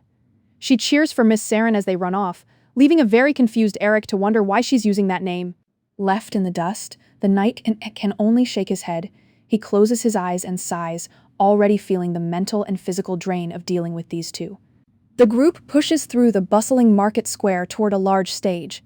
Maryanne is practically vibrating with excitement, shouting for them to hurry before the circus starts. They catch a beast man performing handstands, but the real shock comes when a fire breather takes the stage. The sudden burst of flames makes the princess yelp and grab onto Eric's sleeve for safety. Still clutching his coat, she excitedly asks what kind of magic could possibly allow someone to breathe fire. Her companion just smiles, confirming he saw the spectacle too while she gushes over the show. The knight doesn't say a word, just looking down at the ecstatic girl with a quiet, observant expression while the afternoon sun shines behind them. A vendor starts hawking cotton candy, and the smell catches their attention. Sarenth tells the princess to stay put for a moment while he heads over to the cart to grab a treat. While his friend is busy with the candy, Eric's internal alarms go off. He spots 3 figures moving through the crowd and immediately senses that something is very wrong. A needle glints in the sunlight as a cloaked figure slips past the girl. Eric doesn't miss it, his gaze sharpening into a fierce predatory glare as he prepares to move. He keeps his eyes locked on the target, monitoring the busy crowd with suspicion. The shady figures are still moving, and he isn't about to let them out of his sight. The moment a hand reaches out with a needle toward the unsuspecting princess, Eric acts. His eyes glow with mana as he lunges through the crowd to intercept the strike before it can land. There's a sharp smack as the knight's hand connects, violently knocking the thread away. A pained cry rings out as the would-be attacker is caught red-handed. Eric doesn't hesitate, pinning the man against the crowd and leveling a blade at his throat. He stares him down with a cold, determined look, ordering him not to move a muscle. He demands to know who sent the man, warning that his head is coming off if he tries anything. That's when the princess chiming in to explain the misunderstanding. The guy isn't an assassin, he was just bringing her food skewers. Realizing his mistake, Eric flings the skewer away in frustration. Maryanne just watches him with a confused look, wondering why he's acting so aggressive over a snack. The skewer ends up comically pinned in her hair, and the knight is left sweating in absolute embarrassment. He totally misread the room, and now he looks like a paranoid mess. Sarenth returns with cotton candy, completely oblivious to the drama. He asks what he missed while the commoners nearby whisper about what a bunch of weirdos they are. Still huffing about the ruined snack, the girl stomps away. The 2 men have to scramble to keep up, with Sarenth calling out for her to wait. Catching up, Sarenth tries to smooth things over, explaining that the knight was just doing his job. He offers a stick of cotton candy as a peace offering, insisting it's a waste to spend such a beautiful day being grumpy. The girl is genuinely confused, poking the fluffy treat and wondering how you even make candy out of cotton. Her companion can't help but laugh at how unexpectedly cute she's being. Sarenth notices his friend smirking and immediately calls him out. The knight tries to hide his face behind his hand and denies everything, but the damage is done. It's been a long time since he's seen Eric laugh. Maryanne continues to sulk, muttering that if she knew she was going to be a laughingstock, she would have just hung out with Miss Saren alone. The name drop catches her companion off guard. Sarenth finally asks why she keeps calling him that. She just tilts her head in confusion, wondering why she wouldn't call a girl by a girl's name, which sends Eric into another fit of laughter. As the knight rolls on the ground in hysterics, the other man decides it's time for a formal introduction. He's had enough of the Miss business and needs to set the record straight. He reveals his true identity.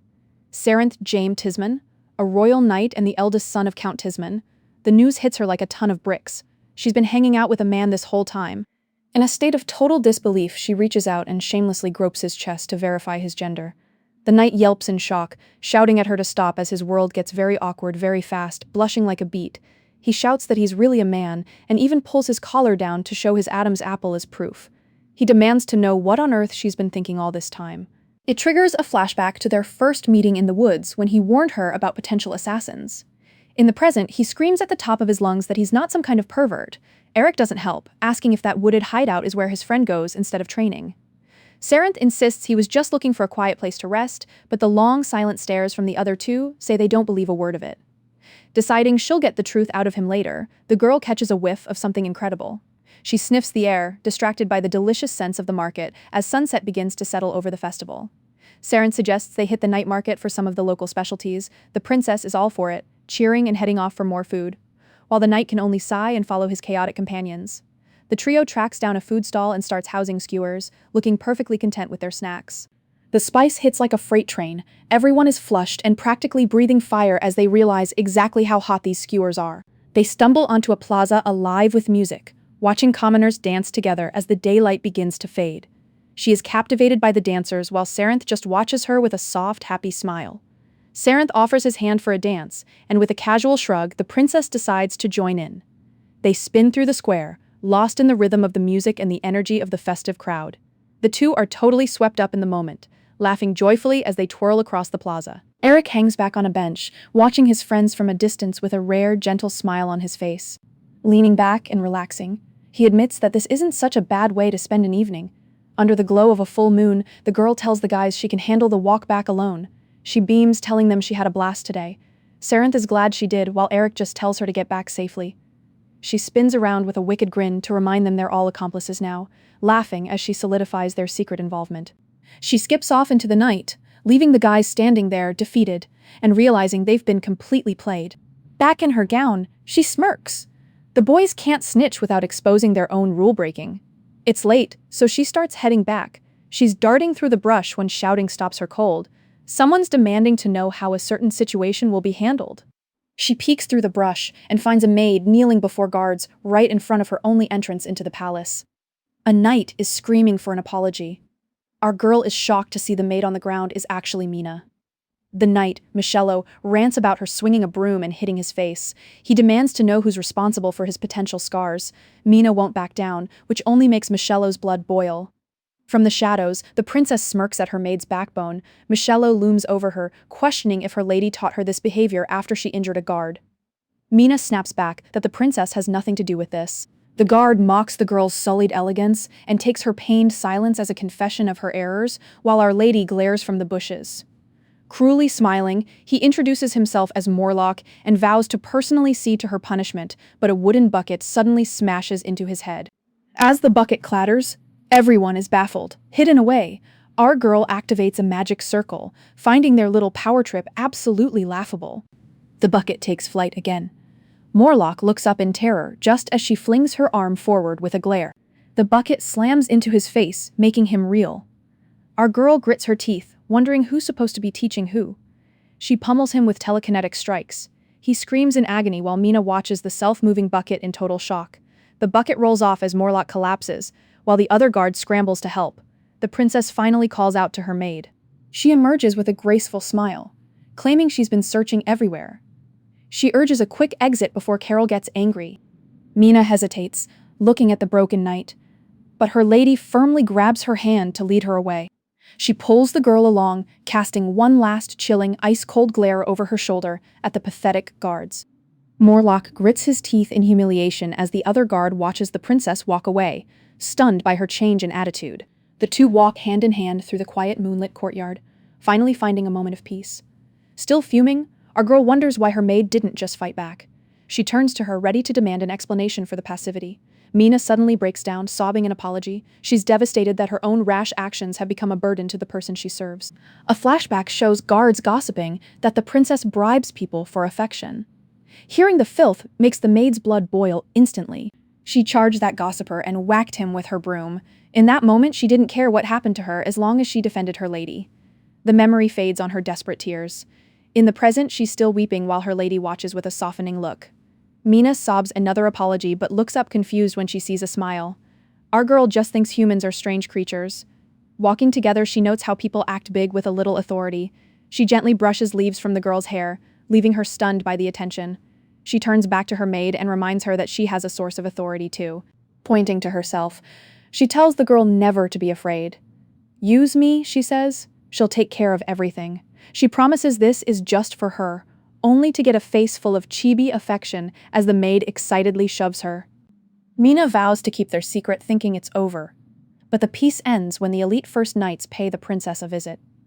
The next morning, the princess stands her ground at the training fields as the elite first knights arrive in force. An arrogant veteran captain leads the pack, staring down the ragtag group of fourth knights. Our girl had already split her knights into teams led by the likes of Gaston, Zoane, and Morlock. She'd been pushing them through brutal physical drills and sparring matches determined to fix their pathetic reputation. As Mina trains, the captain mocks the group, noting even a maid is apparently skilled enough to beat the guards. The captain sneers that he's here to check on the kingdom's worst. Seeing them ragged, he scoffs that even a maid puts them to shame. The captain laughs in their faces while the squad grits their teeth in silent fury. Mina watches the tension spike, terrified that things are finally about to get out of hand. The princess tells Bonine to ignore the noise, declaring the fourth knights better than the first. The captain's grin vanishes into a scowl as he barks at everyone to get to their positions. He scoffs at her, claiming she only feels that way because she knows absolutely nothing about the way of the sword. Her knights shout back in outrage at the insult, but our girl just offers a dark smile. Her eyes sharpen as she makes a bold proposal. Would you like to bet on who will win this year's Glory Lion? The veteran captain flinches, caught completely off guard by the suggestion that they wager on the ultimate tournament winner. Maryanne stands her ground with total confidence. Her own knights start to panic, but the captain warns her to think very carefully before making such a bet. The first knights are widely known as the strongest force in the land, second only to the royal guard. The captain insists his own leader is the favorite to win, but the princess points out that's only because Sir Eric isn't participating this year. She likes her own odds much better. His face twitches with pure, unadulterated rage as she hits him with that undeniable logic. The captain sneers, asking if she's truly prepared to grovel when she loses. She simply replies that it won't happen because her side is going to win. Tension crackles in the air as the captain scoffs and storms away from the group. The captain laughs and wishes Zoane luck as he retreats. Immediately, her squad swarms her in a panic, asking why she'd place such a dangerous bet and what happens if they lose. She offers a bright smile and says it's simply because she believes in them. They cry out in hallelujah, though she privately thinks they might be a bit too loyal. Her expression turns ice cold as she warns the squad they die if they lose, leaving every knight shivering in absolute terror. Fireworks explode over the packed stadium as the nobility takes their seats. Maryanne sits in the royal box, glancing around at the massive crowd. When the princess flashes a knowing smile, Queen Ophelius visibly flinches in shock. The entire stadium erupts in cheers for the most popular event in the kingdom. Our girl feels out of place, wondering if the concubine should be sitting here instead of her. Nearby Lady Airyland and Flora wave and ask if she needs anything. She greets Flora, thinking that being too nice is its own kind of burden. Prince Ryan sits nearby, literally shaking with rage, while Lumiel waves with a suspiciously friendly smile. She ignores the drama as the main event kicks off. Maryanne glances over and spots Eric and Sarenth in their military uniforms. She wonders what they're doing there, but Sarenth just smiles and offers a polite greeting. The princess clenches her fists, terrified the pair ratted out her secret trip to the market. She's ready to snap, but the king explains he invited them to narrate the matches. The king notes that having Sarenth, the only man who can match Eric, will make things more fun. Maryanne is relieved, and thanks the demon god, her secret is safe. Sarenth winks and signals her to keep quiet, making her realize they're more loyal than she expected. Then the king mentions he heard about the bet she made against the first knights. She calls the wager a simple pastime to add some flavor to the event. She claims the fourth knights want to prove their skills to repay the king's grace as the arena stones begin to whirl. The king is intrigued by the claim. Maryanne tells him to watch the fourth knights closely as they finally take the arena floor. Queen Ophelius seethes in silence while our girl remains perfectly composed. Zoane stands ready in the center of the ring, vowing to win while the crowd roars. She repeats her challenge to the king, urging him to keep a close eye on her knights. The princess finishes her piece with a sharp, confident grin. Ophelius dismisses her as a mere show-off, certain the girl's pride will be shattered before the day is over. The announcer welcomes the masses as the giant screen displays the faces of Zoane and Morlock. The announcer kicks things off by explaining the rules. 7 companies, including the Royal Knights, have sent 3 representatives each, totaling 21 participants. The official tournament list flashes on the screen as the groups prepare to face off. The raffle results are finally revealed. While everyone else has to fight for their lives, Gaston of the Fourth Knights gets the ultimate lucky break, securing a walkover straight into the next round. The first match is officially called Morlock of the First Knights versus Zoane of the Fourth. The 2 speed-type warriors face one another and draw their blades as the arena goes quiet. The signal is given, and both men charge forward with explosive speed. Their swords meet in the center of the ring with a massive shower of sparks. Morlock is visibly stunned when their blades lock, and he feels the sheer weight of Zoane's strength. Zoane swings with a powerful, fluid motion, forcing his opponent into another desperate clash. A massive strike follows immediately, throwing the first knight completely off balance. Zoane uses the opening to maneuver rapidly behind his opponent. Morlock can only grunt in pain as Zoane lands a decisive, punishing swing. The first knight groans as it becomes clear the duel is nearing its end. Morlock is left standing in total shock while his damaged gear flutters away in the wind. The defeated knight can only grind his teeth while Zoane stands his ground, ready for more. The audience is paralyzed by the sudden, massive upset. The announcer gapes in total disbelief while Maryanne watches with a satisfied smile. The stadium finally explodes in cheers for Zoane, who lets out a long exhale of relief. The crowd chants for their hero, but the princess is already critiquing his footwork. She thinks his dodging was way too flashy, though she's willing to let it slide for the win. As the crowd erupts into deafening chants for Zoane, Queen Ophelius can only tremble in silence, horrified that he actually showed her that face. Maryanne struggles to hold back her laughter while watching the queen's rage, noting aloud that the knight is doing great. Nearby, Sarenth and Eric discuss how much the boy has changed since last year, with the champion stoically agreeing that he's a completely different fighter. Analyzing the duel with professional intensity, Eric concludes that although Morlock is known for his speed, Zoane seems even faster. Sarenth asks if dueling is really all Eric ever thinks about, while the princess secretly enjoys hearing a 3-time champion praise her man. That smug satisfaction is cut short when a sudden thunderous roar from Morlock startles her right out of her seat. The stadium thunders as the two knights collide in a brutal struggle of steel and raw strength. Zoane lets out a roar, exerting every ounce of his determination to crush his opponent's defense. Morlock barely manages to parry the strike as the exchange of blows reaches a fever pitch. Sweating under the relentless pressure, the veteran is visibly rattled by the sheer intensity of the assault. Their blades scream against each other as Morlock grinds his teeth, desperate to hold his ground. Zoane puts his full weight behind the blade, forcing his opponent to realize he's being physically overpowered. With a fierce shout, the boy delivers a strike that sends the knight skidding across the floor. Realizing his balance is gone, panic sets in for Morlock as his opening is finally exposed. Maryanne shouts for her knight in worry, unaware that the queen is secretly savoring her distress with a malicious smirk. Morlock tries a final desperate lunge, but Zoane vanishes with speed, leaving him completely vulnerable. Cold sweat pours down the knight's face as he realizes his last-ditch effort has failed. Morlock manages to duck the first swing, but Zoane is already repositioning for the kill. In a blur of motion, the boy seizes his opponent's arm and brings a blade directly to his throat. The audience falls into a stunned silence before the announcer explodes with excitement at the sudden finish. Held at the edge of a blade, Morlock grunts in defeat, completely out of options. The arena erupts as Zoane is declared the winner. Maryanne collapses back into her seat in relief, while the queen looks ready to scream. King Lepster claps enthusiastically, noting that the princess's knights are working hard. She smiles and credits their grueling training, though she privately recalls beating them until they couldn't stand, even when she pretended to beg them to rest.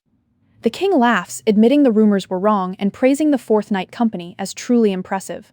Maryanne acts cute and sparkly until an aide interrupts to announce that the veteran, Sir Lude, is finally entering the ring. Queen Ophelius attempts to regain control by claiming Lude's skills match a royal knight's. She touts him as a veteran asset capable of matching anyone, despite his absence from last year's tournament. The queen boldly claims Lude might be stronger than Eric due to his vast experience. While Eric takes the comparison stoically, the princess isn't buying it, narrowing her eyes as she recalls how the veteran lost every single time he faced the champion in the past. She knows the truth. Lude lost to Eric every single time they competed. A silent tension crackles between her and the queen as they both maintain their masks of royal politeness. While the princess wonders what the queen is planning, a flashy blonde knight named Michel enters the arena. The stadium is instantly overwhelmed by the screams of his devoted fangirls, leaving the princess in total disbelief at the spectacle. Michel leans into his idol persona, waving enthusiastically at the crowd while surrounded by an atmosphere of roses and sparkles. Maryanne watches with disgust while the king jokes that it's her turn to be nervous. Forced to keep up appearances, she agrees to let the match decide as the traditionalist Lude faces off against her flamboyant subordinate. The match is set as Lude's traditional style goes head-to-head against Michel's flashy techniques. Both knights lock eyes as the command sounds to get ready. The princess watches the match intensely, silently warning Michel that she'll kill him if he loses. After the signal to begin, the two knights clash blades in a flurry of strikes. She clenches her fists in distress as the blonde begins to lose ground, eventually slumping against the railing in shock. Lude lands a heavy blow, sending the pretty boy reeling back into the dirt as a cloud of dust rises around him. The veteran follows up with a stab gesture and stomps on his chest, pinning him down and leaving him gasping for air. Standing over the fallen man with his sword pointed down, Lude looks at him with absolute authority and demands that he say it. Lude commands him to admit defeat. Exhausted, Michel offers a silent apology to his princess while she watches from the royal box, flushed with shame. Maryanne Orfena de Gagna Padine leans over the railing, unable to hide her embarrassment as the title card appears. Lude tells his opponent that he feels sorry for whoever taught him. He acknowledges the skill in those flashy, precise movements, but declares that the boy's entire mindset is completely wrong. Raising his blade high, the veteran declares that the only true purpose of swordsmanship is to defeat the opponent. He finishes by stating, "It's not about winning cheers from a crowd." Michel stares at the blade, realization finally dawning as his princess watches in shock. A close-up of Michel's intense gaze triggers a memory of the Fourth Knight's headquarters. In a flashback, Michel executes flashy moves while the princess watches from the background with a training pole. She interrupts his performance with a sudden blast of energy that knocks him right off his feet. The knight tumbles and complains that this is too much, shouting that a man's face is his greatest asset. She argues his sword is too flashy, but he insists he's just handsome, missing her point entirely. Maryanne explains that while flower draw looks flashy, its nature is actually flexibility. She berates him for tensing up because he cares too much about the crowd, hitting him with her pole to stop the whining. She tells him to remember, a win is a win even if it's shabby, and a loss is a loss even if you look cool. Back in the present, the princess screams for him to get up, her voice echoing through the stadium as the king and queen watch her command ring out. Michel jumps up and surprises Lude with a sudden burst of speed, catching the veteran knight completely off guard. He flips over his opponent before sliding across the ground to reposition himself. He then delivers a kick that sends Lude flying backward across the arena floor. Lude jumps back to his feet in a rage, but Michel stands calm. He admits the captain was right about him loving flashy swords and the attention of the crowd, but he isn't finished yet. Sir Michel jokes that his gorgeous face is what truly completes his blade. The captain is gritting his teeth in annoyance, but the pretty boy admits that his looks were the only thing he cared about before this tournament. The knight declares he has a new purpose, beating Lude even if he has to look ugly doing it. While he charges, Maryanne leans so far over the royal box that her frantic maids have to physically hold her back. The two warriors meet in mid-air, their blades clashing with a massive explosion of sparks. Michel is a blur of movement, ducking and leaping through every counter-strike to keep his high-speed assault pinned on the captain. Captain Lude is forced to backpedal as the pretty boy keeps the pressure on with a smug grin. The knight lunges forward for the finish, leaving his opponent with the sinking realization that something devastating is coming. A blinding flurry of steel arcs through the air, forming a beautiful, lethal floral pattern. The flower draw technique erupts with a surge of energy, shattering the captain's defense in a single petal-strewn instant. Michel sheathes his blade with a satisfying click as his opponent collapses into the dirt behind him. The entire stadium goes dead silent, the spectators completely stunned by the upset they just witnessed.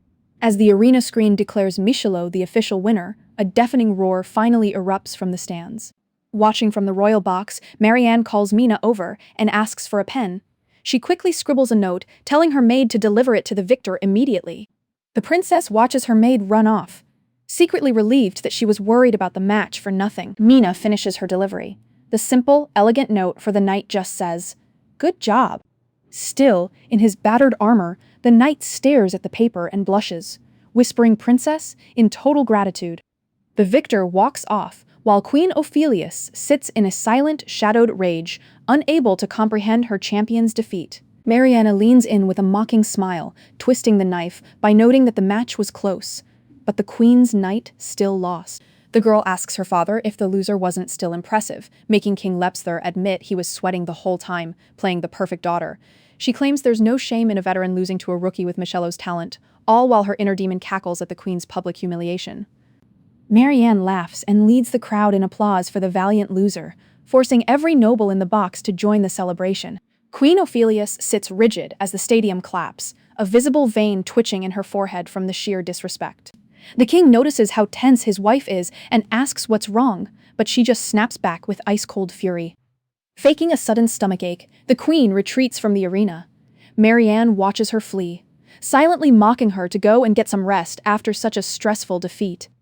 Labeled a proper demon, she cackles internally while the boys behind her watch her weird behavior in awkward silence. The tournament pushes forward as Michel and Zoane both claw their way into the semifinals, while the latter shows off a flashy, flaming sword style. Sir Gaston pulls off the most shocking upset of the day. Despite starting as a walkover, he secures a third-round win against a royal knight and looks completely overwhelmed by his own success. The king is speechless at the underdog victory. He demands to know how a fourth knight could win, prompting Eric to jump in with a tactical analysis. Eric babbles about technical skill combinations and match-deciding factors. The king is genuinely impressed, but Maryanne just thinks the boy is like a child when he talks about swords.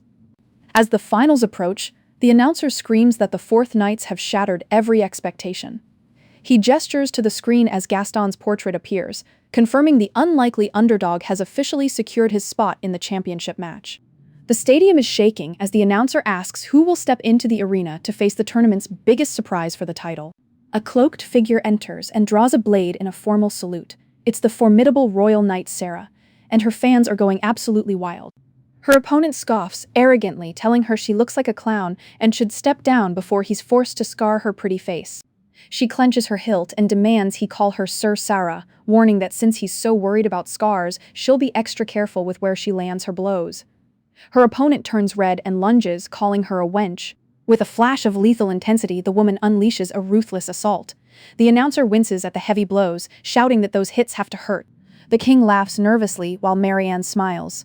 Sarenth asks why the beating looks so personal as the arrogant knight is sent flying face first into the dirt. The knight sheathes her blade as the stadium chants her name, securing her place in the finals. Watching from the shadows of the tunnel, Gaston crosses his arms and admits that winning this whole thing is going to be a nightmare. The sun beats down on the stadium as the two finalists finally take their places. Gaston stands ready, but can't find a single opening in Sarah's stance. He's sweating, realizing he's staring down a true high-level master. In the royal box, Maryanne accidentally spills tea all over her dress. Gaston spots the clumsy move from the arena and fails to hide a laugh. Misinterpreting his amusement, the royal knight demands to know what's so funny. She asks if he's mocking her armor, or if he'd prefer she go make some tea in a skirt like a princess. Sarah fumes with rage, swearing to make him regret the insult. Terrified, the man realizes her temper is a perfect mirror of the princess. Gaston grips his hilt, while the announcer calls for the start of the long-awaited finals. Maryanne nervously gulps in her seat, and with a final shout, the battle is on. The referee stands between the two fighters and asks if they're ready. The woman looks fierce while her opponent breaks a sweat. After a quick salute, the match is called. The underdog immediately leaps forward, kicking up a massive trail of dust. The knight is caught off guard when she performs a low-profile slide right beneath his strike, closing the distance in a heartbeat. Their blades collide with a heavy clang, sending a shower of sparks flying across the arena. As their steel locks, the man realizes that while she's fast, he has the advantage in raw strength. He leans his full weight into his blade, forcing her to brace herself as she's slowly pushed back. Annoyed, she clicks her tongue and disengages. She stabilizes her footing and immediately lunges when she spots a vulnerability in his guard. With a fierce look in her eyes, she commits to a powerful, wide arc with her sword. He blocks the strike but skids backward across the stone. She isn't letting up, stepping forward to keep the pressure on. He tries to create space with a kick, but she maneuvers through the flurry and lands a stinging hit of her own. Both fighters reset on opposite sides, staring each other down through a thick swirl of arena dust. King Lepster jumps up and claps with a loud shout, completely blown away. The stadium roars in unison, their eyes glued to the fierce battle unfolding below. Chuckling to herself, our girl leaps up and hangs over the railing for a better. She notices Eric standing beside her. His expression looks absolutely deadly serious. As the crowd leans in with sparkling eyes, Gaston and Sarah lock blades once more before she suddenly leaps high into the air. Sucking in a controlled breath, she lunges with explosive speed, catching Gaston off guard as she closes the distance. Gaston gasps as a flurry of blows forces him to the floor to stabilize himself, just as she takes flight above him. She sticks the landing while Gaston groans and clutches his back. Standing ready, she's certain she almost had him that time. Realizing his style is pure instinct without a shred of planning, she decides she can't let this drag on. She exhales deeply as her eyes ignite with a brilliant, supernatural glow. Declaring it's all or nothing, she enters a deep focus as electricity and mana crackle around her. Gaston shivers, feeling the very air change as he desperately clenches his sword hilt. She charges forward with explosive power, making the ground rumble beneath the weight of her mana. The man braces himself as she turns into a blur of afterimages, leaping and sliding with superhuman agility. Drowning in afterimages, the knight struggles while the princess and Eric watch the show like a movie, popcorn and all. A memory surfaces of a young girl panting as she grips a wooden training sword, having just chosen the hard path of a knight. She never lost to boys her age, But she was still never treated as a knight. Men mocked her, telling her to carry a handkerchief instead of a blade while laughing at her dreams. She didn't want to change the world. She just wanted to be a knight. Back in the present, her after-images continue their relentless assault on Gaston. The man can only scream in terror as he realizes he's completely wide open for her final strike. Grit and resolve fill her face as she remembers her simple wish for equality. A massive magical explosion suddenly erupts, leaving the entire crowd in stunned silence. The king, the princess, and Eric watch in absolute disbelief at the sheer scale of that magical impact. Through the smoke, the knight gasps in horror as his defense finally shatters under the weight of her sword. His sword goes flying as he skids across the floor in defeat. She stands victoriously over him, her breathing heavy as the dust settles. Gaston secures his blade at her neck, flipping the script. The announcer's voice booms across the stadium, declaring Sir Gaston the winner as the crowd erupts into a massive roar. Sarah walks away defeated. Nobody expected the underdog Fourth Knights to win, and nearby, the Royal Knights smirk mockingly from the shadows. The girl clenches her fist, wondering if she's just not good enough. Suddenly, a hand reaches toward her, breaking her concentration. Gaston offers a handshake and tells her it was a great fight. He admits he would have lost without his training, laughing that his final dodge was a lucky guess. The victor grins, telling her it was an honor to fight. She looks up in complete surprise as he respectfully speaks her name. The mocking images of the other knights shatter as she finally walks away into the light. Blushing deeply, the girl firmly grasps his hand and admits that the honor was all hers. The announcer calls for a final round of applause for Sarah. Maryanne claps with a satisfied smile as the glory lion ends, forever remembered as the miracle of the Fourth Knights. Night falls on the camp as the Fourth Knights celebrate their victory around a festive bonfire. The men excitedly recount the matches while bragging about Lude. Michel mentions that Eric is off practicing since the tournament fired him up. One knight pours a drink for our princess and tells her to join in, which catches her completely off guard. Gaston tells his rowdy men not to be rude, but the drunkards insist they couldn't have won without her. They beg the princess to have a drink, while Michel tells his captain to stop being a total buzzkill. Maryanne suddenly gulps down the entire drink. The captain and Michel gasp in surprise while the rest of the crew erupts in cheers. Our girl slams the mug down in disgust. While the knights chant for more, Michel remembers her voice, encouraging him just as he was about to give up during his own match. In Michel's imagination, an idealized princess clasps her hands together and tells her knight she is watching him. In reality, she thwacks Michel with an empty jug and stomps on him for his delusions. Gaston watches the chaos and notes that she treats all of them without any of the usual noble prejudice. The celebration winds down into a more relaxed mood as Michel credits the princess for their surreal sense of happiness. Gaston smiles and credits her training before falling into a silent, thoughtful state as he watches her. Michel clarifies that the princess trained them herself, rather than just cheering from the sidelines, which leaves the captain looking completely floored. Michel notes that the princess reveals a new side of herself every time they meet. He wonders how she could have fought them herself, but stops mid-thought when he realizes she has vanished. A massive shout echoes through the night sky, announcing that the princess is gone. Eric Radafon stands baffled in the secluded forest. High above, Maryanne is snoring on a branch, while her discarded jug hangs loosely from her hand. 30 minutes earlier, the knights were busy celebrating, while the princess quietly slipped away from the party unnoticed. Levitating through the sky while hiccuping, a drunk Maryanne uses magic to drift away.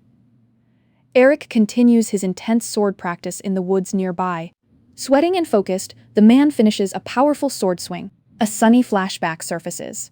A woman in a green dress helps a young Eric with a wooden sword. Tragedy strikes. The boy screams "Mother" in terror as she falls backward from a high ledge, his hand failing to reach her. The memory ends with the woman's life fading away into the dark. In the present, the man grits his teeth and shakes his head to clear the thought. A beer jug drops from above and taps his boot. He looks down in surprise, wondering where the hell it came from. Looking up, he spots Maryanne snoring on a thick branch. He stands frozen, wondering why she is even up there. Eric watches her sleep, baffled by how she managed to climb so high. His confusion turns to panic when she tosses on the branch and suddenly plummets toward the forest floor. The boy lunges and catches her mid-air. They slam down with a heavy thud, leaving him pinned and groaning under her weight until he finally manages to wobble upright. Kneeling in the dirt, he flinches while checking the girl's hands. He remains lost in thought while watching her sleep. The knight contrasts her peaceful expression with her fiery energy at the tournament. He sits quietly beside her, guarding the princess in the moonlit forest. Maryanne jolts awake in a panic, roughly grabbing the boy's shirt and dragging him down as he groans. She suddenly vomits all over his shirt, leaving him in shock. By morning, a maid calls for the princess to finally get out of bed. Clutching her aching head, our girl groans and wonders why it hurts so much. Her maid brings a drink, reminding her she had way too much to drink last night. The maid scoffs, revealing that Eric had to carry her home after she vomited all over his shirt. Shocked, the princess sprays her drink everywhere and sinks into despair before being ordered to the baths to scrub off the shame and recover. Despite the princess's chaotic state, the kingdom moves forward. Envoys from the Haiden Empire and the Elven nation of Elysian arrive for the official summit. The king welcomes the foreign visitors to the throne room. The princess stands beside her father with a miserable, hungover expression, still feeling the effects of her long night. Prince Raymond of Haiden offers his greetings, followed by Chancellor Gerald of Elysian. Tommy, the chancellor's advisor and interpreter, bows and introduces himself to the royal court. King Lepsther acknowledges how difficult it must be for Tommy to interpret for both sides. While the advisor promises his best, Maryanne can only groan about her failing insides. The girl is desperate to crawl back into bed, but her father continues the formalities. He explains that Ryan will support both sides during the conference, making our girl mentally beg for salvation. Her horror peaks when the king suggests a welcome banquet, prompting a flat, panicked refusal from the princess. Prince Raymond suggests postponing the festivities until after the meeting to keep things moving. The king agrees, and the girl breathes a massive sigh of relief until she notices the prince staring directly at her. The prince fixes her with an intense gaze before breaking into a warm smile that makes her flinch. He continues to offer her a radiantly charming, yet deeply unsettling smile. Maryanne flinches, wondering why on earth this man is smiling at her. She nervously checks if she smells of booze before following the king's suggestion to chat with Ryan. The prince offers another nod, making her wonder if she's just overthinking it. The princess thinks he looks like a fictional prince. Though her inner demon notes, she lacks the experience to judge humans. Sarenth James Tisman approaches to check on her, casually mentioning that gossip about her late-night visit to the Fourth Knights has already spread. The girl confirms it, stunned by how fast word travels. The man chuckles and points out how tense Ryan looks. He explains the prince is likely stressed by the massive challenge of helping two foreign nations reach an agreement. When she asks about the nature of the agreement, Sarenth quizzes her on her history lessons.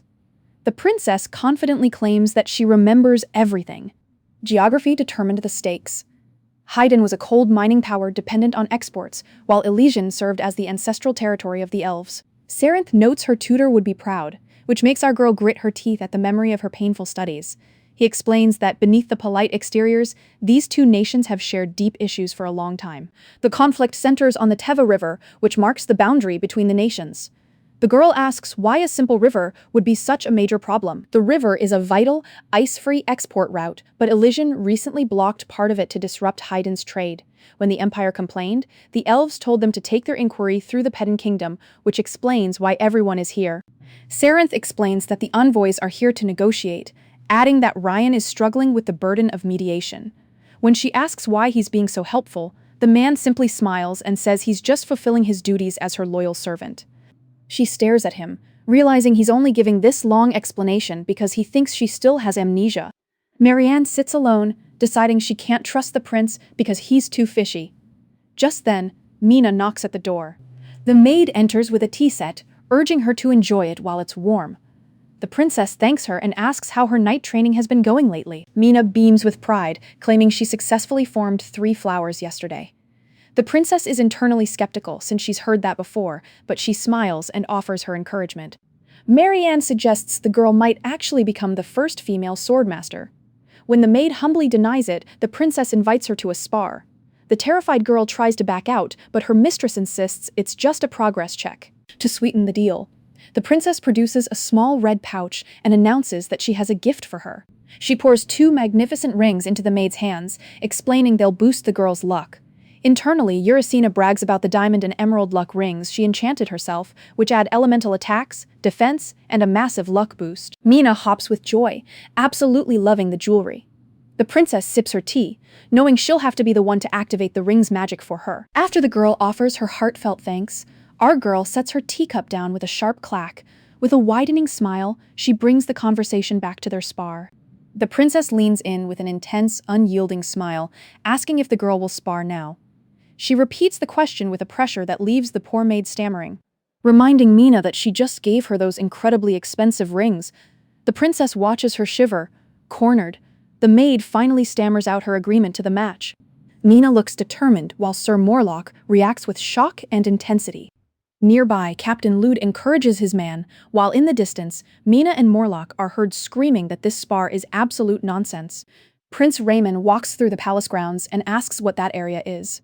His guide explains it's the training grounds for the royal knights. The prince hears a loud clamor and spots a familiar figure. He realizes it's Princess Maryanne and wonders what on earth she's doing there. He watches intensely, unable to look away, as the princess laughs and gestures among the knights. Raymond continues to observe, while Morlock yells that sparring with a lowly maid is a complete insult to his knighthood. He points an aggressive finger at a flinching Mina. The surrounding knights whisper about the princess's bold behavior. An older knight tells Morlock to show some respect, but the man remains furious about this farce. Gaston and Sarah chat about being summoned. Meanwhile, Maryanne mocks Morlock for being picky about an opponent's social background, then points to a table holding very strange equipment. She picks up a simple helmet and a straw club, explaining a commoner's game called rock, paper, scissors. Morlock loses his mind, shouting that those aren't weapons, but the princess just calls him talkative. Maryanne turns to Captain Lude for agreement. The captain takes a breath and tells his knights that the princess is right, reminding them they've been training as if every moment was a real battle. Lude isn't playing around, warning the group not to take this game lightly. He tells Morlock he should reap what he sowed, leaving the poor knight crushed as the remark stabs his last bit of conscience. Standing between the two competitors, Maryanne makes it official. The match will be a best 2 out of 3. The other knights crowd around to watch the show. Mina is shaking in her boots, wondering why she ever agreed to this. The princess lays out the rules. The winner of the hand attacks while the loser defends. They throw for round 1 and the maid's scissors immediately crush the knight's paper. The girl has no idea she's getting an assist. Maryanne secretly triggers a magic circle, spiking the maid's luck by a massive 200 points. As her rings glow, Morlock fumbles the helmet and it slips right off the table. With her eyes glowing, the girl raises a straw club, magically enhanced to smash through a watermelon like it's nothing. She screams her secret technique, the incomplete flower draw, and brings down a massive strike. It turns out the maid was trained by both Maryanne and Bonine, a terrifying detail the knight realizes way too late. A massive crack echoes as the blow lands dead center. The man is flattened against the dirt, with steam literally rising from his head. Meanwhile, Mina is hopping with joy, absolutely thrilled by her easy victory. The 4th knights go wild around the fallen man. Watching the chaos from a distance, Prince Raymond can only sweat and giggle at how ridiculous things have become. The mood shifts gears as the scene moves to a high-stakes diplomatic summit where the sun is setting on a tense meeting room. Raymond realizes the rumors about Maryanne being a rank-obsessed snob were total garbage. His train of thought is cut short by an official demanding focus. The Elysian representatives claim they've shut down the Teve River to protect their territory, and now they want to hear the prince's response. The Haydn representative clenches his hands, drowning in silent panic while he begs the elven delegation to consider his nation's desperate plight alongside their own. He stresses that Haydn's barren lands make food trade a matter of survival. What will our people eat if you bar a route we've used for centuries without warning? He pleads, suggesting they open the river first before they even start talking about territory protection. The elven chancellor just scoffs at the request, calling it brazen. He throws it right back, pointing out that Haydn spent centuries trespassing and ruining their land, so a compromise is completely off the table. A heavy, suffocating silence follows until the representative glares at the interpreter. The poor guy jolts in surprise and stammers out a quick apology for the delay. The interpreter clarifies the refusal. The Empire used their lands too freely and ruined the river, so it's staying closed. The representative sees the writing on the wall. The chancellor's face is practically growling with rage, confirming this negotiation is definitely about a hidden agenda. Raymond decides the interpreter is just gumming up the works and stands up to take over. Framed by the sunset, he declares the meeting is for making deals and warns that if neither side starts cooperating, they're just wasting time on a debate with no results. He taps the table, asserting that this stalemate isn't what anyone actually wants. Tucking back into his chair with a confident smirk, the prince looks around the room and asks if they should just start over from the very beginning.